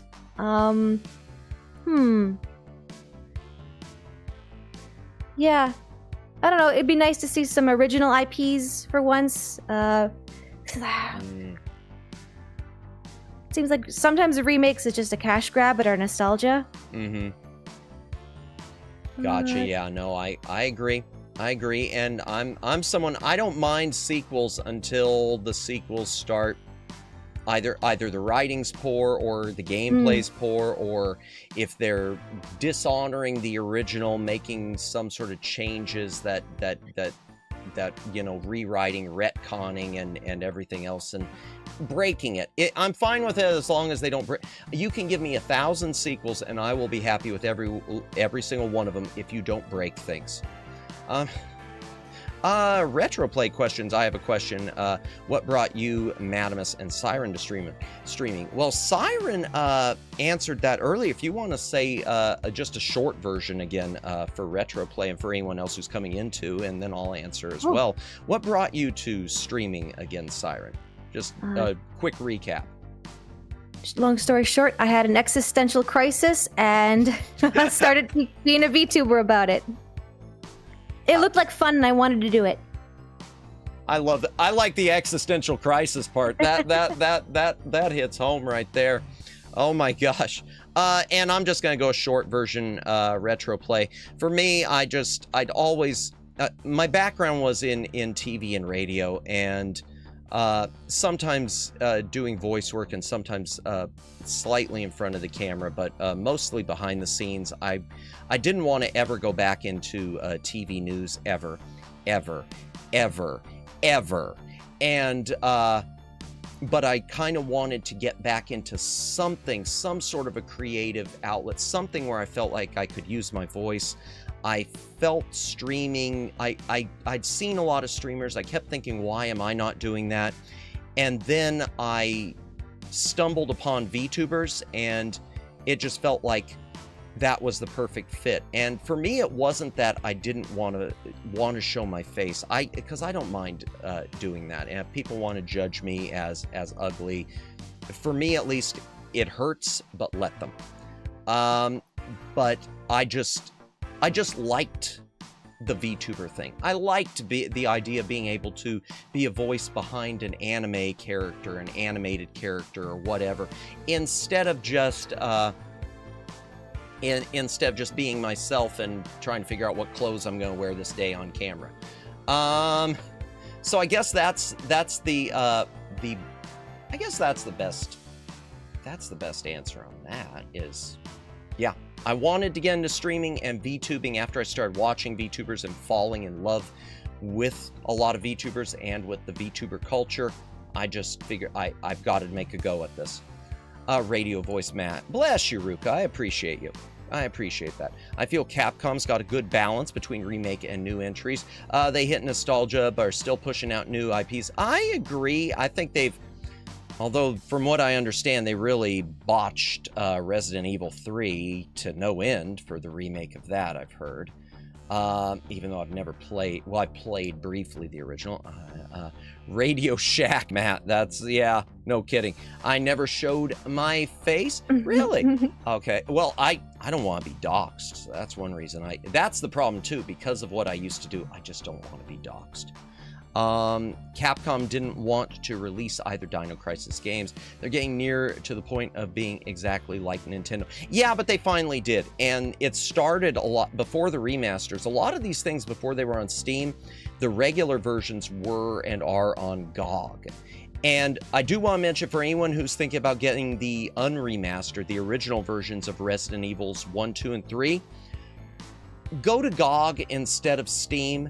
The Steam versions use a type of DRM called Enigma, which I guess really slows your PC performance. The GOG versions are DRM free. Both are just as legal. Anything else being said, and then we'll jump to another question. Resident Evil 3, I'm sorry, there's no remake for that. I only got into content creation because I recorded one firework video. Then that spiraled into my channel. Hey, that's the way to do it, Retro. That's the way a lot, I mean, look at the first guy who ever, when YouTube always brags about the first video ever on YouTube, just some guy talking into his cell phone. That's the way to do it. Just let it start with one thing and go from there. Radio Madamus would make for an even better collab with Lauren. Someday we'll do something with Lauren. Well, I've been on with Lauren. I have been on with Lauren and with TV. So hopefully we could do something again sometime. GOG has Doom Eternal now, like 75% release discount until the week or two from now. Nice, nice. Okay. Gosh, I'm trying to think of what other questions to ask you. I'm just so bad about this. At What? times. I am at times. I've got one. Oh, I've got one please, go for ahead. you. Only if you're comfortable Absolutely. with it. Because I want to hear you say something nice about yourself. What would you say would be a strength you have as a VTuber, or something that makes you unique, or something you're just proud of, you think is fun? And then I have a question for chat too. Okay. Okay. I'm going to say, I hate saying things that I consider my strengths because a lot of times I feel like I'm bragging. It's just like when I talk about things that are in the back library. And I see your question too, Jennifer. I'll get to that. I'll let Siren ask hers and then I'll get to that. It's like when I talk about things in the back library, I don't intend it to be bragging. So I am going to say, because Ruka mentioned it and whatnot, my voice. I do feel like I've got a good voice for this. Okay. Maybe not the best singing voice. I don't think because I don't practice enough. I'm not going to say I couldn't ever be. It's just that I'm currently not. But as far as speaking voice, I'm happy with my speaking voice. As a VTuber, things I'm proud of. I'm proud that even though I'm not an artist at all, I'm proud that for the most part I've made, or at least cobbled together my own, most of my own assets, including my model. And I guess as a streamer, I'm just proud that I think the hardest part sometime is to just tell yourself to keep doing it. Even when you see the viewer counts are low and numbers aren't what you potentially want, especially if you see this as I should be growing, just I'll applaud myself for keeping going and for keeping streaming as often as I do. Because as much as it is fun to stream, but a lot of the stuff behind, a lot of the extra work behind the scenes and even getting distracted when you're trying to get stuff done is a bear. And even when you're having fun on a stream, even with a stream like this, it does wear you out. And Siren can attest to that. Even if you're playing a game you love, at some point you're thinking, you know, I'm tired, and normally I would probably shut this off and go to bed, but I don't want to shut off the stream. I want to keep things going for everyone else who's still watching. I don't want to send people home from the party. So I guess that just my ability to, even when I'm doubting myself, just keep streaming and hope it works out. Does that work? Does that work, like Siren? that. Is Yeah. that okay? Yes, thank you. Jennifer, you guys, I like talking with you guys during streaming. Otherwise, it's just me on my own playing video games. You are the ones that make it fun for me. That's my favorite part. I'm going to agree with that. I'm going to 100% agree with that. And I am going to say that it's really helped me as far as, I think, even if they are distant friendships, even as much as I hate the whole parasocial thing, I do like I like making new friends because I don't, IRL, I've always sort of struggled making friends, so it's nice having people to talk to, and making new friends within this sphere, being able to become friends with Siren, being able to make connections with other streamers, even if, and I'll say this right now, even if there are people who may someday, okay, this is going to sound really dark. I'm going to say something dark right now, and it's not meant to be. And Siren's getting the look even through her model, like, oh God. Okay. This is one of those industries which, and I learned this from another streamer, and it's a sad truth. It's an industry, VTubing, where sometimes the friendships are fake. Sometimes people, a lot of times, will stab you in the back. A lot of people step on other people in order to get ahead. It's very, as much as people try to say that it's a VTuber community, it's not. It's dog eat dog, and what matters at the end are those individual relationships you are able to cultivate, those friendships you're actually able to get and to keep, and finding people who you can trust, and being ready, but always being ready that someday someone could change over anything. It could be just an opinion you have that they don't like. But yeah, I treasure the friendships that I've made so far, even in this short span of time, including with my mods.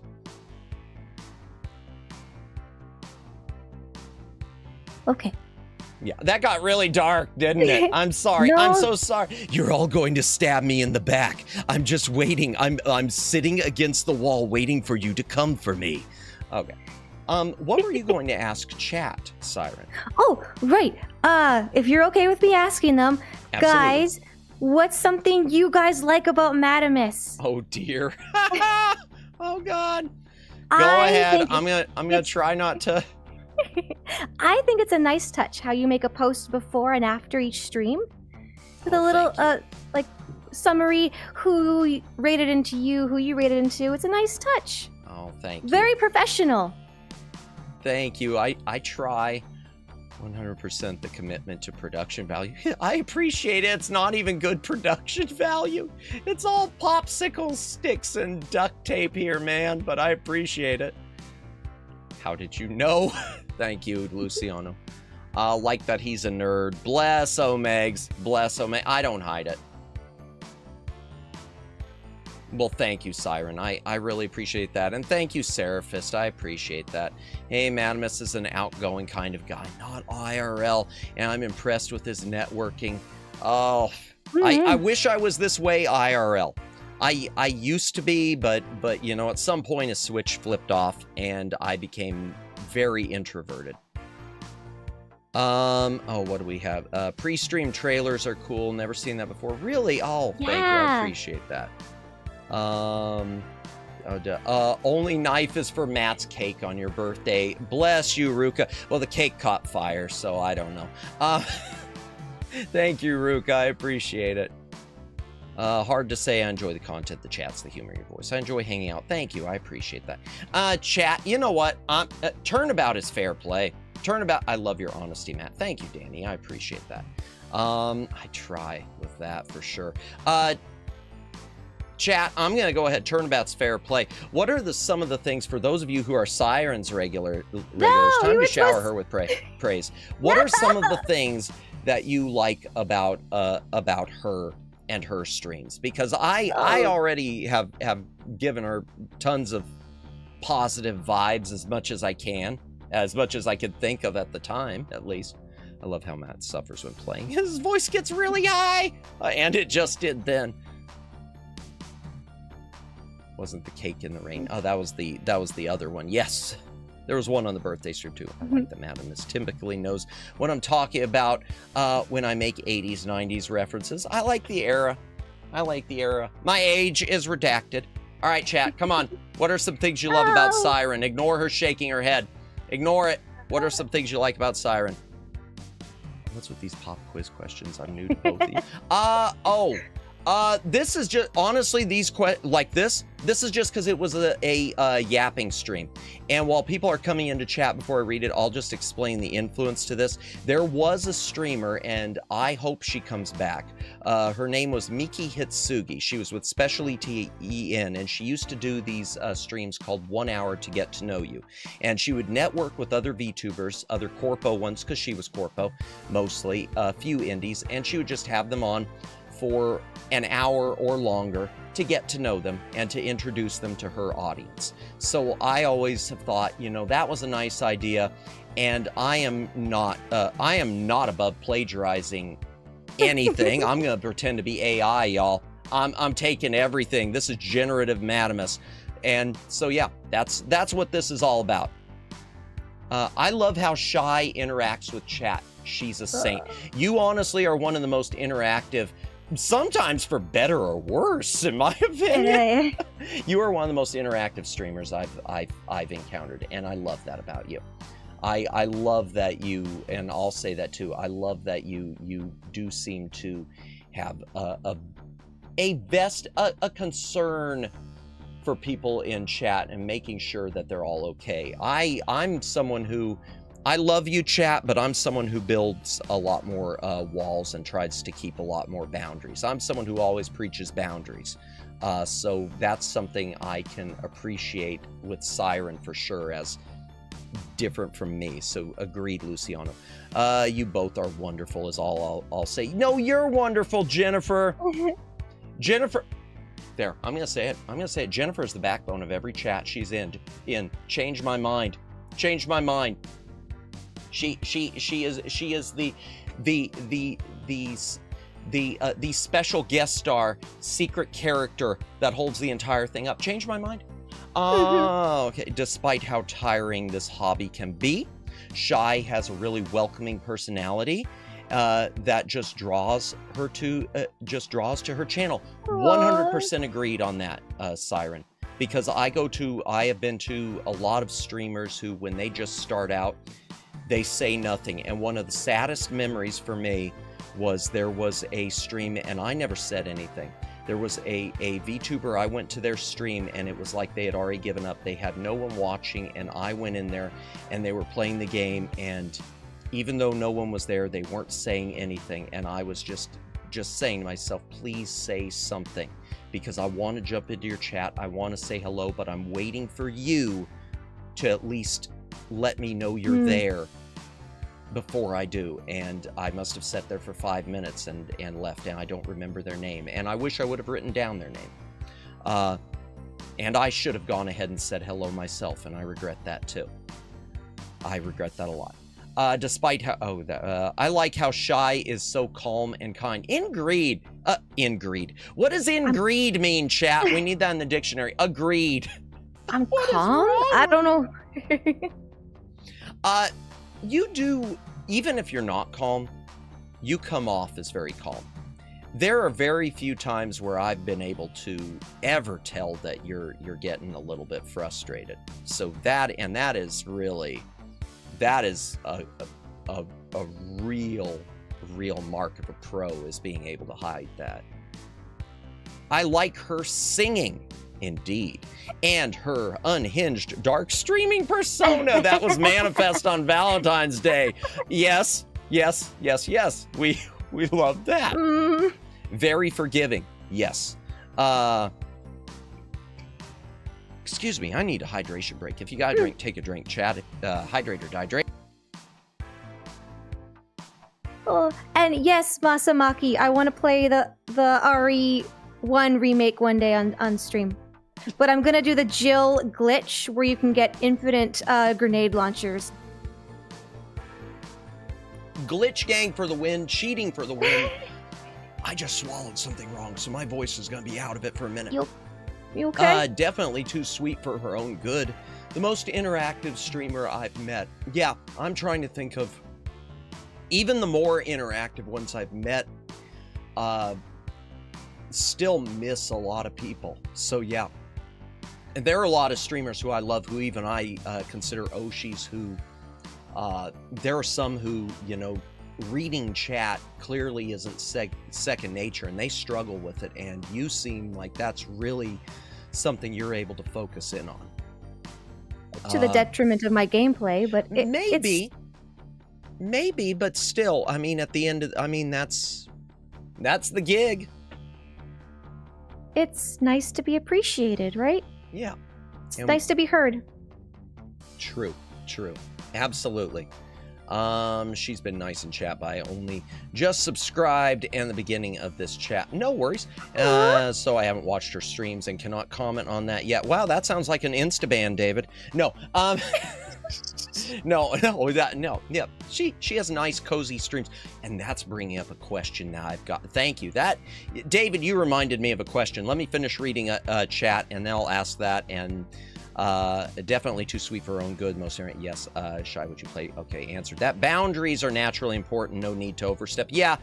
And I know a streamer who, one of my Oshis, she sets tough boundaries where I have been in streams where someone has said the wrong thing, and she's basically warned them, hey, no, and they said it again, and I've seen her just end stream right there and come back into chat after she's ended it and said basically, I warned you.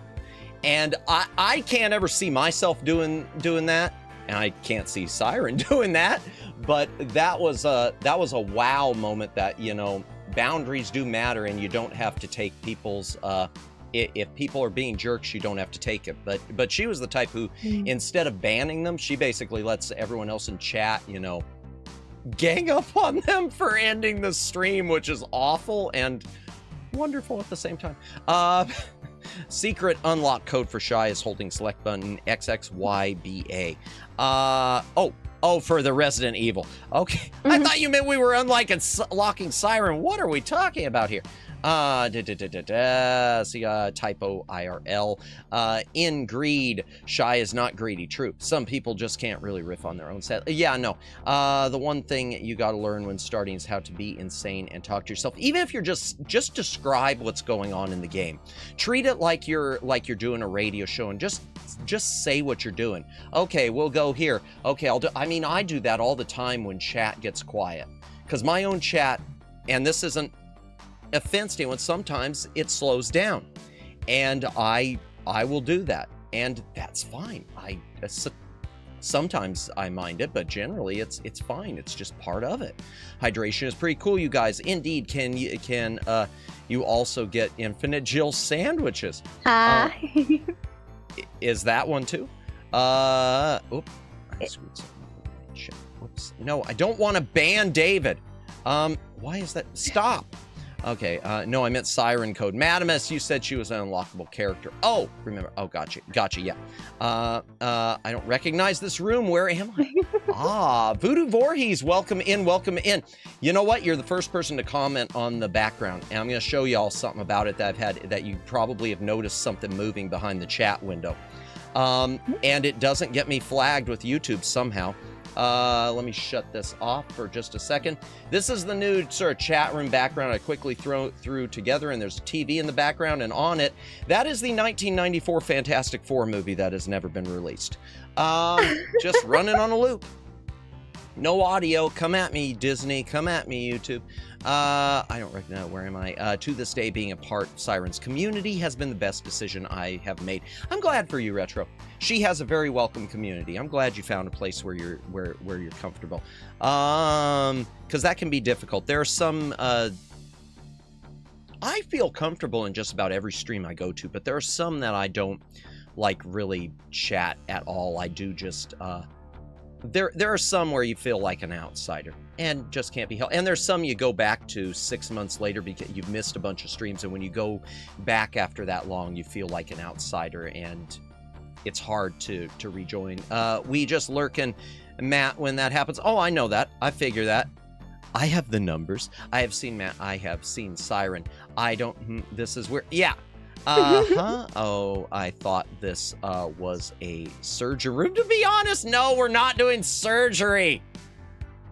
But I can see that. I need to work on the background a little bit. I see that weird table behind us. That's not an operating table. No dancing lady. No, there isn't a dancing lady. No, we left that off for this one because yeah. I mean, who cares enough to flag it? You would be surprised, Masamaki, of what I've gotten flagged with.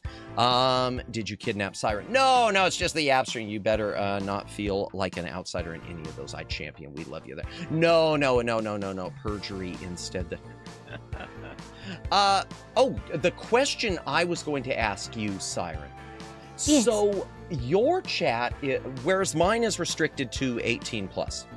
And that doesn't mean, I mean, my rules always say, you know, keep comments PG-13. I mean, as opposed to, you know, let's all just start swearing and have a great time, get drunk, woo, party. But I do keep my streams 18 plus. What prompted you to make yours open to all ages and to keep them open to all ages? I wonder about this because to me, it's, and this isn't me saying, hey, you need to start banning people. To me, it's a lot, I hate saying it, it's honestly a lot more work, it seems, keeping it open that way. So sort of what was your, or was there a thought process to it? Well, everyone else I watched didn't have a restriction like that. I didn't even realize that was a thing until I watched other streamers and VTubers having age restrictions. Never even occurred to me. Okay. I completely understand why. Totally get it. Mm-hmm. I don't mind. I don't have a problem with all ages. I've had to really watch what I say, realizing that now, because I said some pretty unhinged things early on, but now that I know that I have some younger people, I do watch my mouth sometimes. I just don't have it in me to I don't know, exclude anyone. Gotcha. Yeah, no, it's hard, and it does. I do feel, sometimes I do feel bad. Sometimes I don't, because I've had a few of the younger viewers, and I don't know if you've noticed, you probably have noticed this. A lot of it seems like a lot of times the younger viewers will really take the chat in completely unrelated tangents, not like a side tangent to whatever you're doing, but to completely unrelated tangent. Like I did have one, and I felt bad. I didn't realize he was underage until he exposed it, but I kind of had a vibe. I had one person who came in here while I was playing something, and just kept talking about Roald Dahl books, like Charlie and the Chocolate Factory and whatnot. And I kept thinking, I don't know where this is coming from. So for me, I guess that's one of the things for me. It always, I don't know. You are really good at doing that, at dealing with all ages. And again, that's something I want to compliment you on, because for me, I feel you are really good at dealing with younger people, whether you realize it or not. You really are. You think so? Honestly, I'm gonna say something. I thought with yours being all ages, and the way you deal so well and so friendly with everyone, and I never hear you like, that's not what we're talking about right now, or anything like that. I thought you were a school teacher or something. Oh, just like what Luciano said. Did Luciano say that? Yeah. Really? Yeah, I was. No. You just seem to have that natural instinct. That natural instinct for dealing with younger people. Yeah, she does give those vibes. Yeah, and I mean that in the absolute best way. I mean that in the absolute 100% compliment sort of way. I don't know why it wouldn't be a compliment, but yeah, I don't know. I said that anyway. Yep, just now. Right, Lucy? Oh, did you say it just now? I missed it. I asked once if Shy was a kindergarten teacher. Did you? She has such a good way of dealing with the kids in her streams, a patience that I never saw in other streamers. Yeah, I can only think of one other VTuber that I know of who has an all-age chat and is not unhinged. I know one who has an all-ages chat who I think is streaming right now, who is a bit of unhinged, but she lets everyone in anyway. And yeah, the way you handle it is really, it's really I think really you're a good example for anyone who wants to have an all ages stream of how to handle things. I don't know. I feel like I let it run the other way too much. I'm not strict enough, and chat does kind of run wild sometimes. Maybe, but I mean that's something. That's one of those. I'm not gonna say no because I've said before. Do you want me to say something? Do you want me to say something? But yeah. Go ahead. I feel bad when you have to speak up. I'm like, oh no, poor Madamus had to wrangle in the kids because I couldn't handle it. But I appreciate you. I appreciate you looking out for me. No, I don't mind it. I always look at moderators, be it me as a fellow VTuber also being in as a moderator, or moderators I have like Luciano or Omegs or Red and Kimmy when they were here. I feel, and in other streams, I feel like moderators always are there to sort of be the bad guy so the streamer doesn't have to be. So the streamer can always look like, you know, I hate to say infallible because that's not the right word for it. But so it can look like, hey, they're just following the rules. They're the ones who are just enforcing the rules. That sort of thing. They're playing referee. They're the bad guy so that the streamer can not have to look like a bad guy at all. So I don't mind it ever. I don't mind coming in ever and say, if y'all were in my stream. Thanks, guys. No, I don't mind it, but you deal with them very well. The truth is, I don't think your streams you really have had a problem. I've honestly only been there a couple times when I've seen something when it's really sort of like, oof, I don't know. No, I think you've got a wonderful community. And very, very, I mean, and nothing against my community. I'm just saying, I think you've got a wonderful community there, Siren. And I think you've been lucky that you haven't had to start being more, I mean, you gradually maybe become a bit more strict on some things as necessary, but you've been lucky that you've got a good group of people where you haven't had to start full on cracking down, you know, sending your mods out on the hunt type thing. So no, I think it's a good thing. I have been very lucky, yes. So you hate us, Matt. No, I don't hate you. Well, some. No, I don't hate you. You heard it, guys. Matt hates us. No, best stream. I am one of the worst people on earth. If you go by my mouth, I can rein it in when I know what the streamer is going for. Yeah, no, I don't want to mess up their vibe. I want them to have their best stream. No, and that's good. That's good because there are some people who come into streams, mine or others, who don't understand that, and there are some that in the past I have had to, unfortunately, I hated to have to ban because of that, and some who have, I honestly, who have banned themselves. There are people, one thing I've noticed, and this is why even though I usually default to ban, I've noticed that whenever I've timed someone out, they don't come back usually. Usually it's like once they time themselves out, it's like they I don't know, tail tucked between their legs, or that's all they wanted to begin with, was just some place to sort of stir the pot, and now they realize they can't. I don't know. Madamus, I take that both personally and offensive as your community and as a compliment as Shy Siren's community. Fair. Best I could say is read the room, don't ruin the vibes. Oh, absolutely.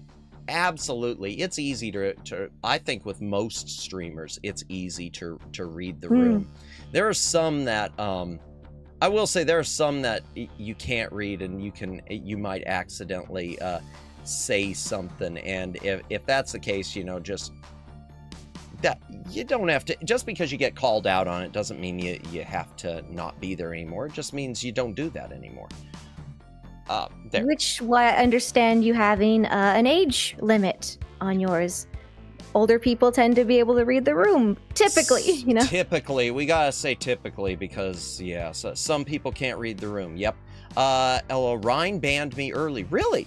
And it was a year later. It was a year before she realized I wasn't like that just creepy guy. I mean, I am that creepy guy. But she realized, oh, but she does love us like... Gotcha, okay. Yeah, I usually lurk for a couple streams whenever I find a new streamer just to catch the vibes. That makes sense. That makes sense. In fact, I'll say I don't know. So what about you, Siren? That's a good question. What is your approach to new streamers you find? Do you lurk in their streams? Do you say hello? Do you wait? And a lot of times I know what I do is before anymore, a lot of times I'll wait for a chance to raid into them and let that be the introduction, which is probably the worst way to do things. But what do you do as far as new streamers you find to make friends or say hello or whatever? I typically do lurk. I don't have very witty things to say, so if something comes up, I'll mention stuff and gauge it from there. But yeah, I'm shy. I tend to hide in the corner and just watch the party. Gotcha. Well, you know, that's the thing. I will say on your streams, I know you've talked about that before in stage fright, but you don't come off as you don't come off as super shy, afraid to speak ever or anything like that. So, yeah. Like I said, always welcoming. Yeah, usually I nod. Okay. Let me think. What are some other questions? Is there anything else? I guess I'll go ahead. Oh, what about, I mean, I just found Siren earlier than her birthday. Yeah.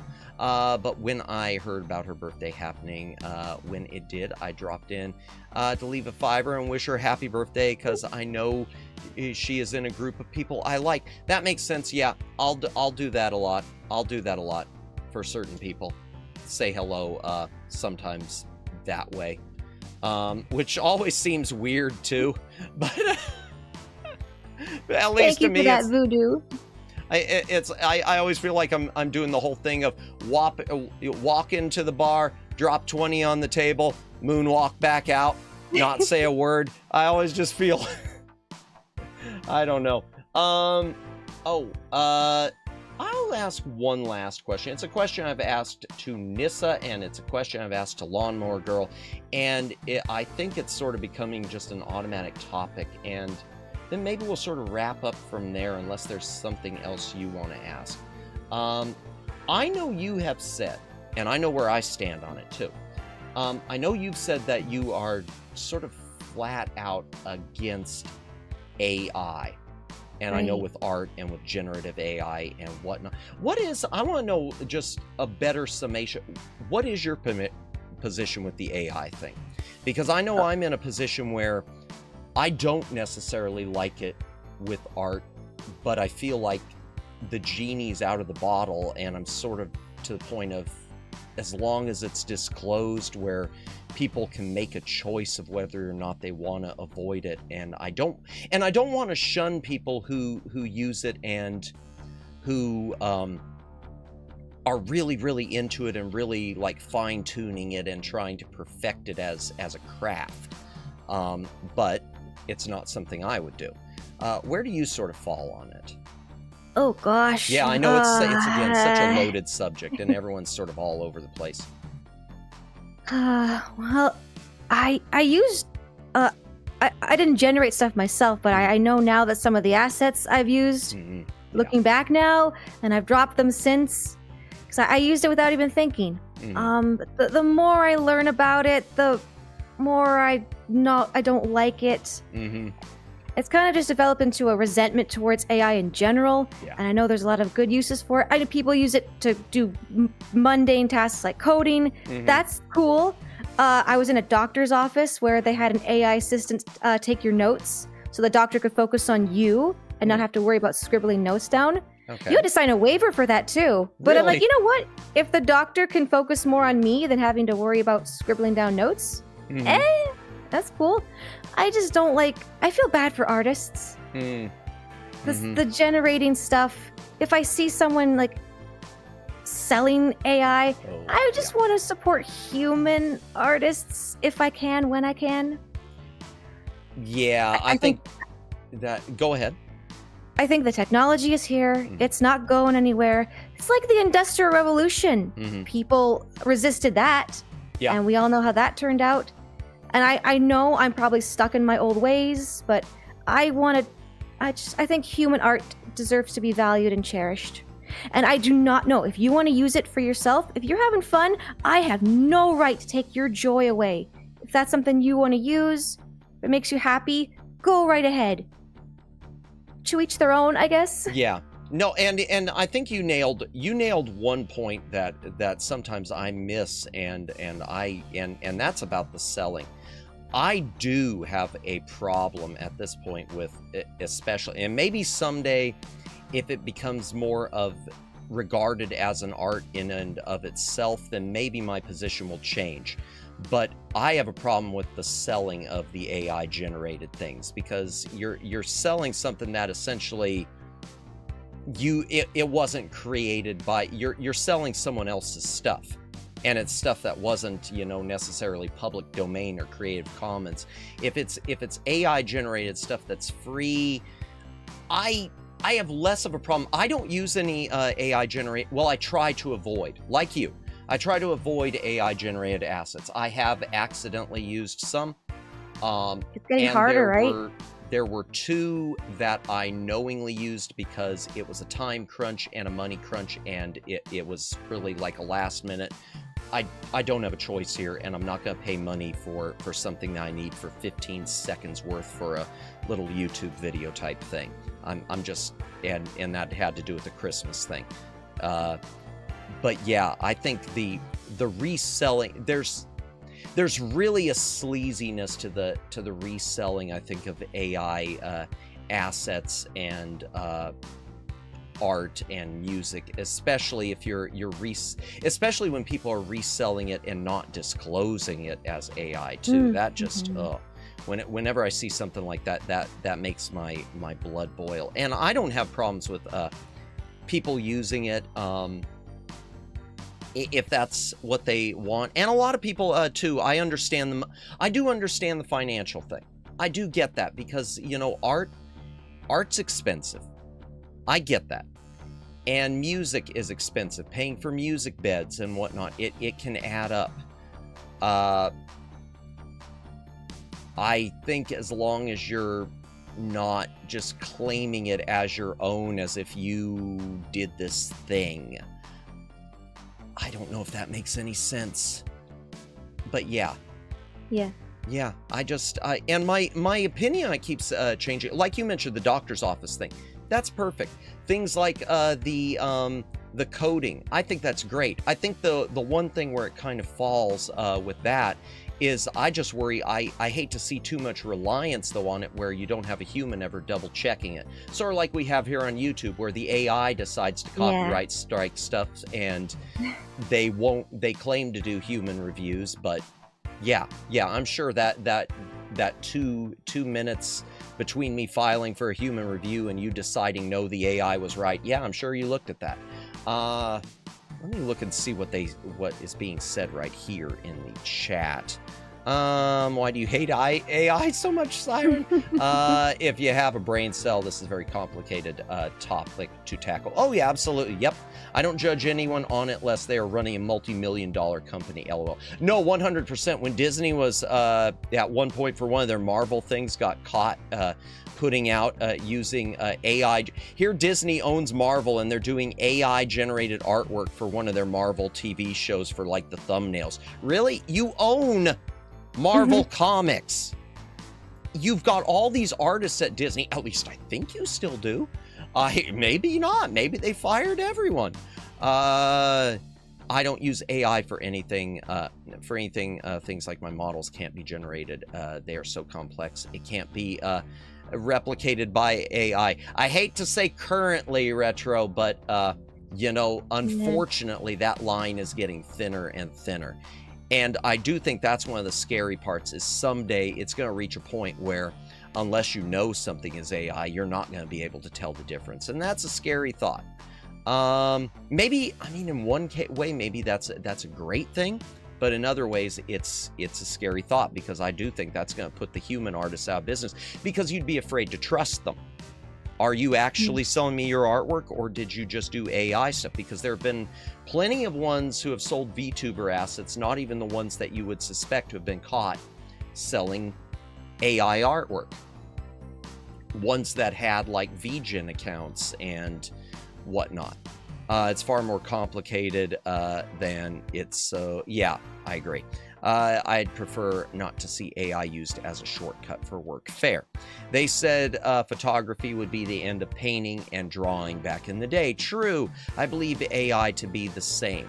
As a writer, I don't fear AI taking my job. I know there are things only a human mind can do. Agreed, Luciano. 100% agreed. Luciano, I tend to think towards that way. The AI on YouTube can, yeah. It's difficult because, though largely different, in many ways, video games have used AI ever since before the first NES ever existed, NPC characters, etc. Yeah, no, I agree, but it was also programmed by a person. But then again, the AI is programmed by a person until it starts programming itself. Like with Amazon, the whole Amazon Pay thing or whatever going offline because the AI thought, oh, I can write my own code better, and it deleted itself. Nod, yeah, more of LLM AI things. To be fair, I'm sorry, there's a bunch to read here. Those CGI artists were crunched out. Yeah, but it doesn't excuse replacing them with AI, though. Yeah, religious people kept... people from reading because they only wanted themselves to be able to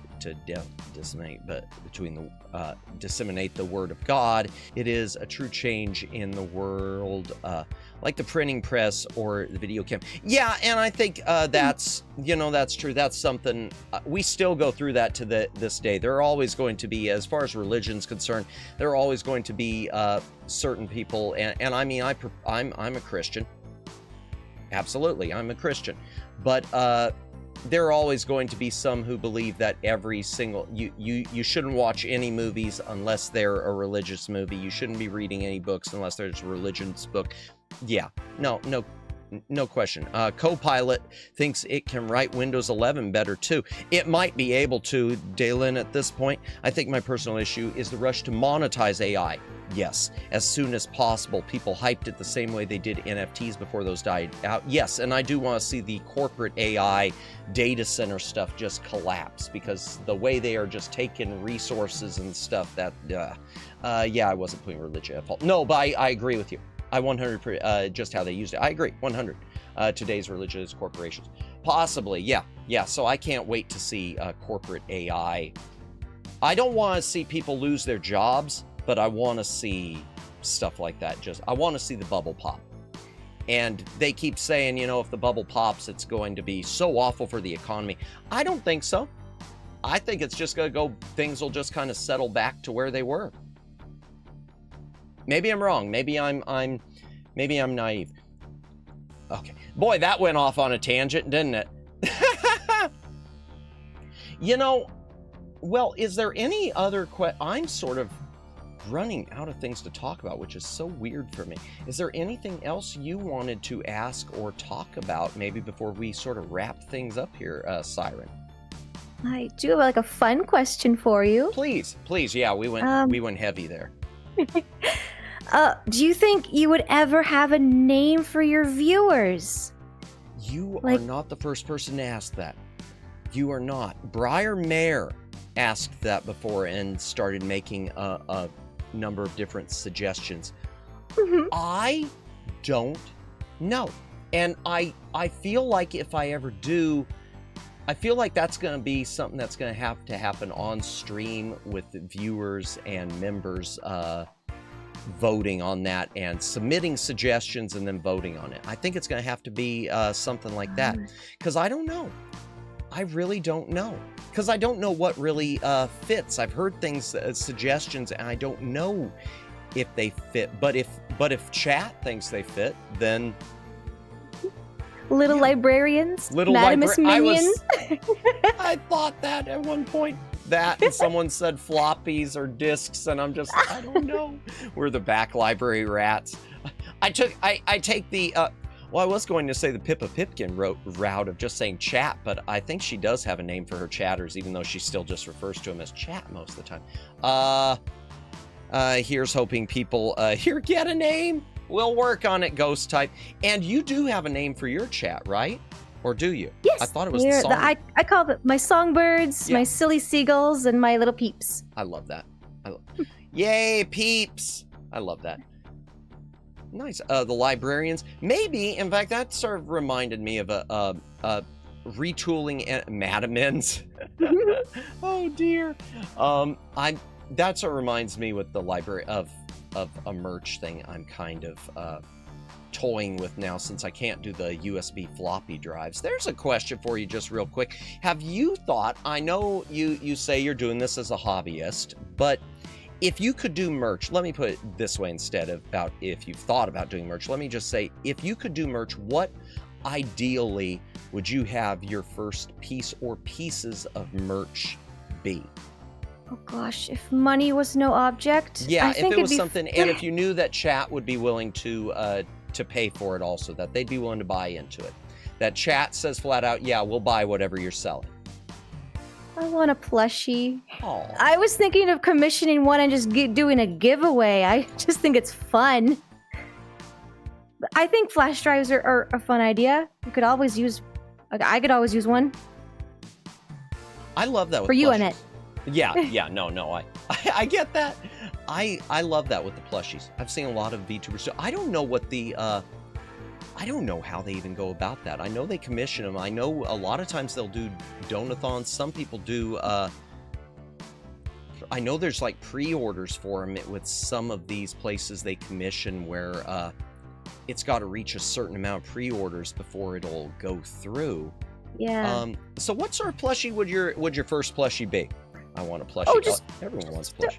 Oh, you guys are so cute. Ruka, you'd make a super cute plushie. Indeed. I don't know, something just small and derpy looking.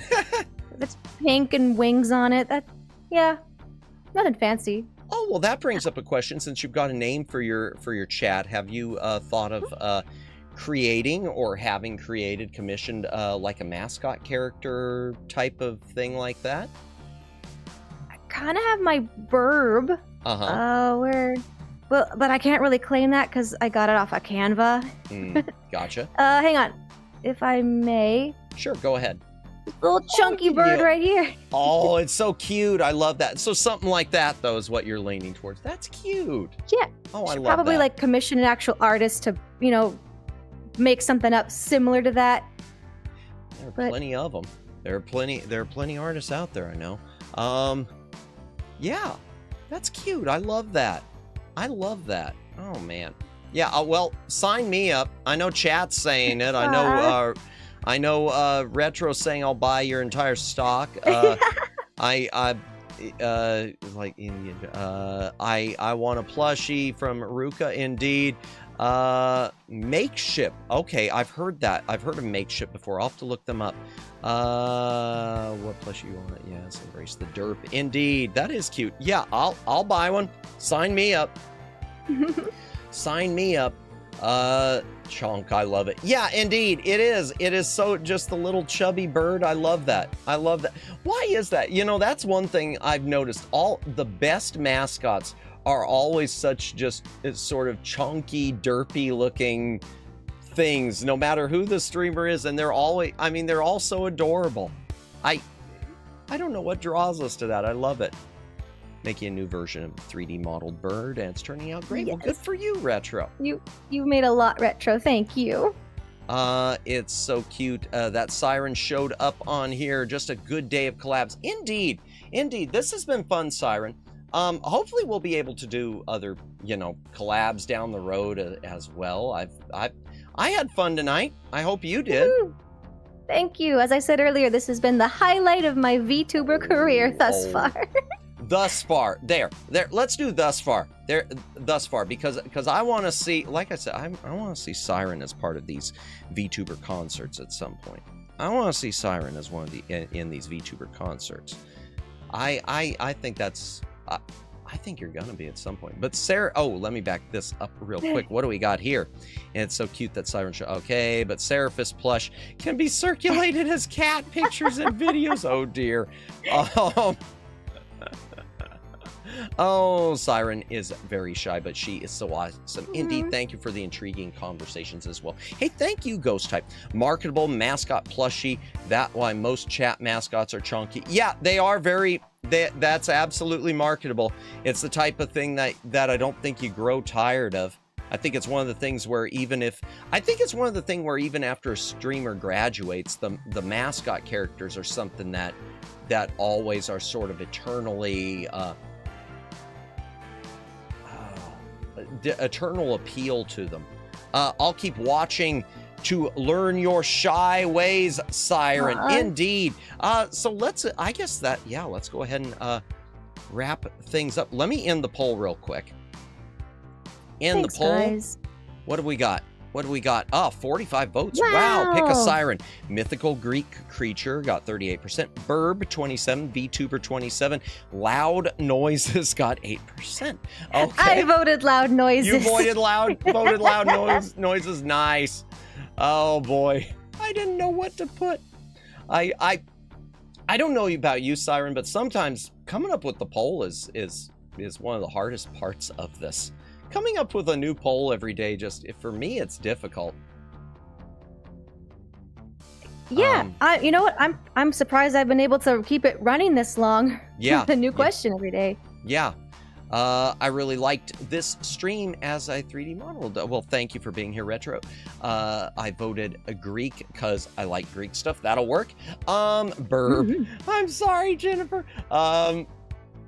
Oh boy. Okay. Well, if you want to go, well, chat. Blah, blah, blah. I'm getting myself confused. I'm always bad at the wrap up. Chat. If you want to follow the Shy Siren, there is her YouTube. You can also probably from her YouTube page, they would be able to find your Discord. Would they be able to find that in your description or? Yep, should be there. Okay, perfect. So there you go. If you want to join Siren's Discord, see that's something you do that I don't know anything about is the Discord. That's something I'm still just. I feel like such a boomer. I am avoiding the Discord like the plague. Just don't do it if you don't want to, is all I'm saying. Gotcha. Understood. So there you go. There's a place. There's where you can find the Shy Siren. Be sure to show her a subscribe. Thank you so much for being here, Siren. It was lovely to have you. Thank you very much. I was looking forward to this. Thank you very, very much, guys. And for the rest of you, for everyone in chat, my regulars and irregulars, thank you for being here tonight. Thank you, Voodoo Voorhees and Ruka and Jennifer and Retro. And I know Danny was here and Lonk and David and Twin Opinion and Omegs and Masamaki. And thank you for the raid, Evie Avon and Saraklin and Daylin. Did I say Daylin? I'm saying it again. I'm going up the list, and Luciano and anyone else who I'm missing. Thank you for being here tonight. Lurkers, thank you for lurking. VOD watchers, thank you for watching the VOD. Oh, I should set up a raid. Man, my brain is shut off. Why would I not do a raid? Okay, stick around, Siren. Just a moment. We're going to do a raid. Okay. Edit. Okay, who's on? Who is on? Redirect. Let's see if we can raid into someone super cool. They're all super cool. Okay, that's a Glitch Stars. Kigurugumi is on. Primrose is on. Oh, she's cute. She's cute. I think, is it the so right?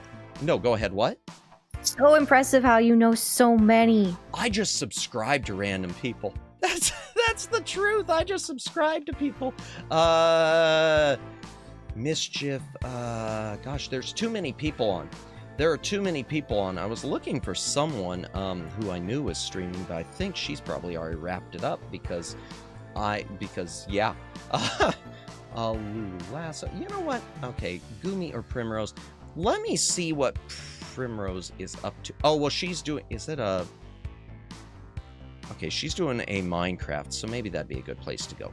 Let me look her up real quick and make sure she's not close to ending. Oh, wait, this is a different Primrose. Oh. Okay, this is a different one. Let me open up her channel and see who she is real quick. Give me a moment, chat. Just a moment, chat. If I could get past the ads, I should really have ad block. I don't know what prep is. Why are you telling me about prep? Oh gosh, do I have to? Wow, 3 ads. Okay, I'm starting to feel like DeGrumble. Okay. We appreciate you all suffering through the ads, guys. Okay, this is a, she's doing a collab, so I'm probably going to avoid going into that. Let's do, you know what, we're going to go into Goomy. We're going to go into Goomy Jelly. I like Goomy, and we haven't rated her in a while. I don't get to see her very much. Pythea's on, too. I haven't rated her in forever and a day. But we're going to go into Goomy Jelly. She's doing Stardew Valley for Easter, so, or at least that's what she says. So, yeah, Goomy Jelly sounds like that'll be fun. She is also an 18+ chat, just so you know, chat. So, yeah. There we go. Raid message. Ultra back library / Siren super raid. There we go. Ultra back library / Siren super raid. There we go. That's that makes, I don't know. It's just words strung together. Regarding Discord Madamus, I sent you a DM for reading at your convenience. Thank you, Daylin. I'll take a look at it. Well, have a great night, Matt and Siren. You as well, Voodoo Voorhees. Thank you, everyone, for watching tonight. Lurkers, thank you, VOD watchers. We're going to do a raid now. You don't have to go home, but you can't stay here. Bye.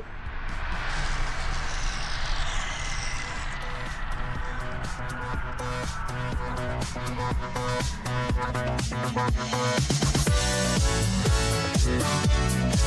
back.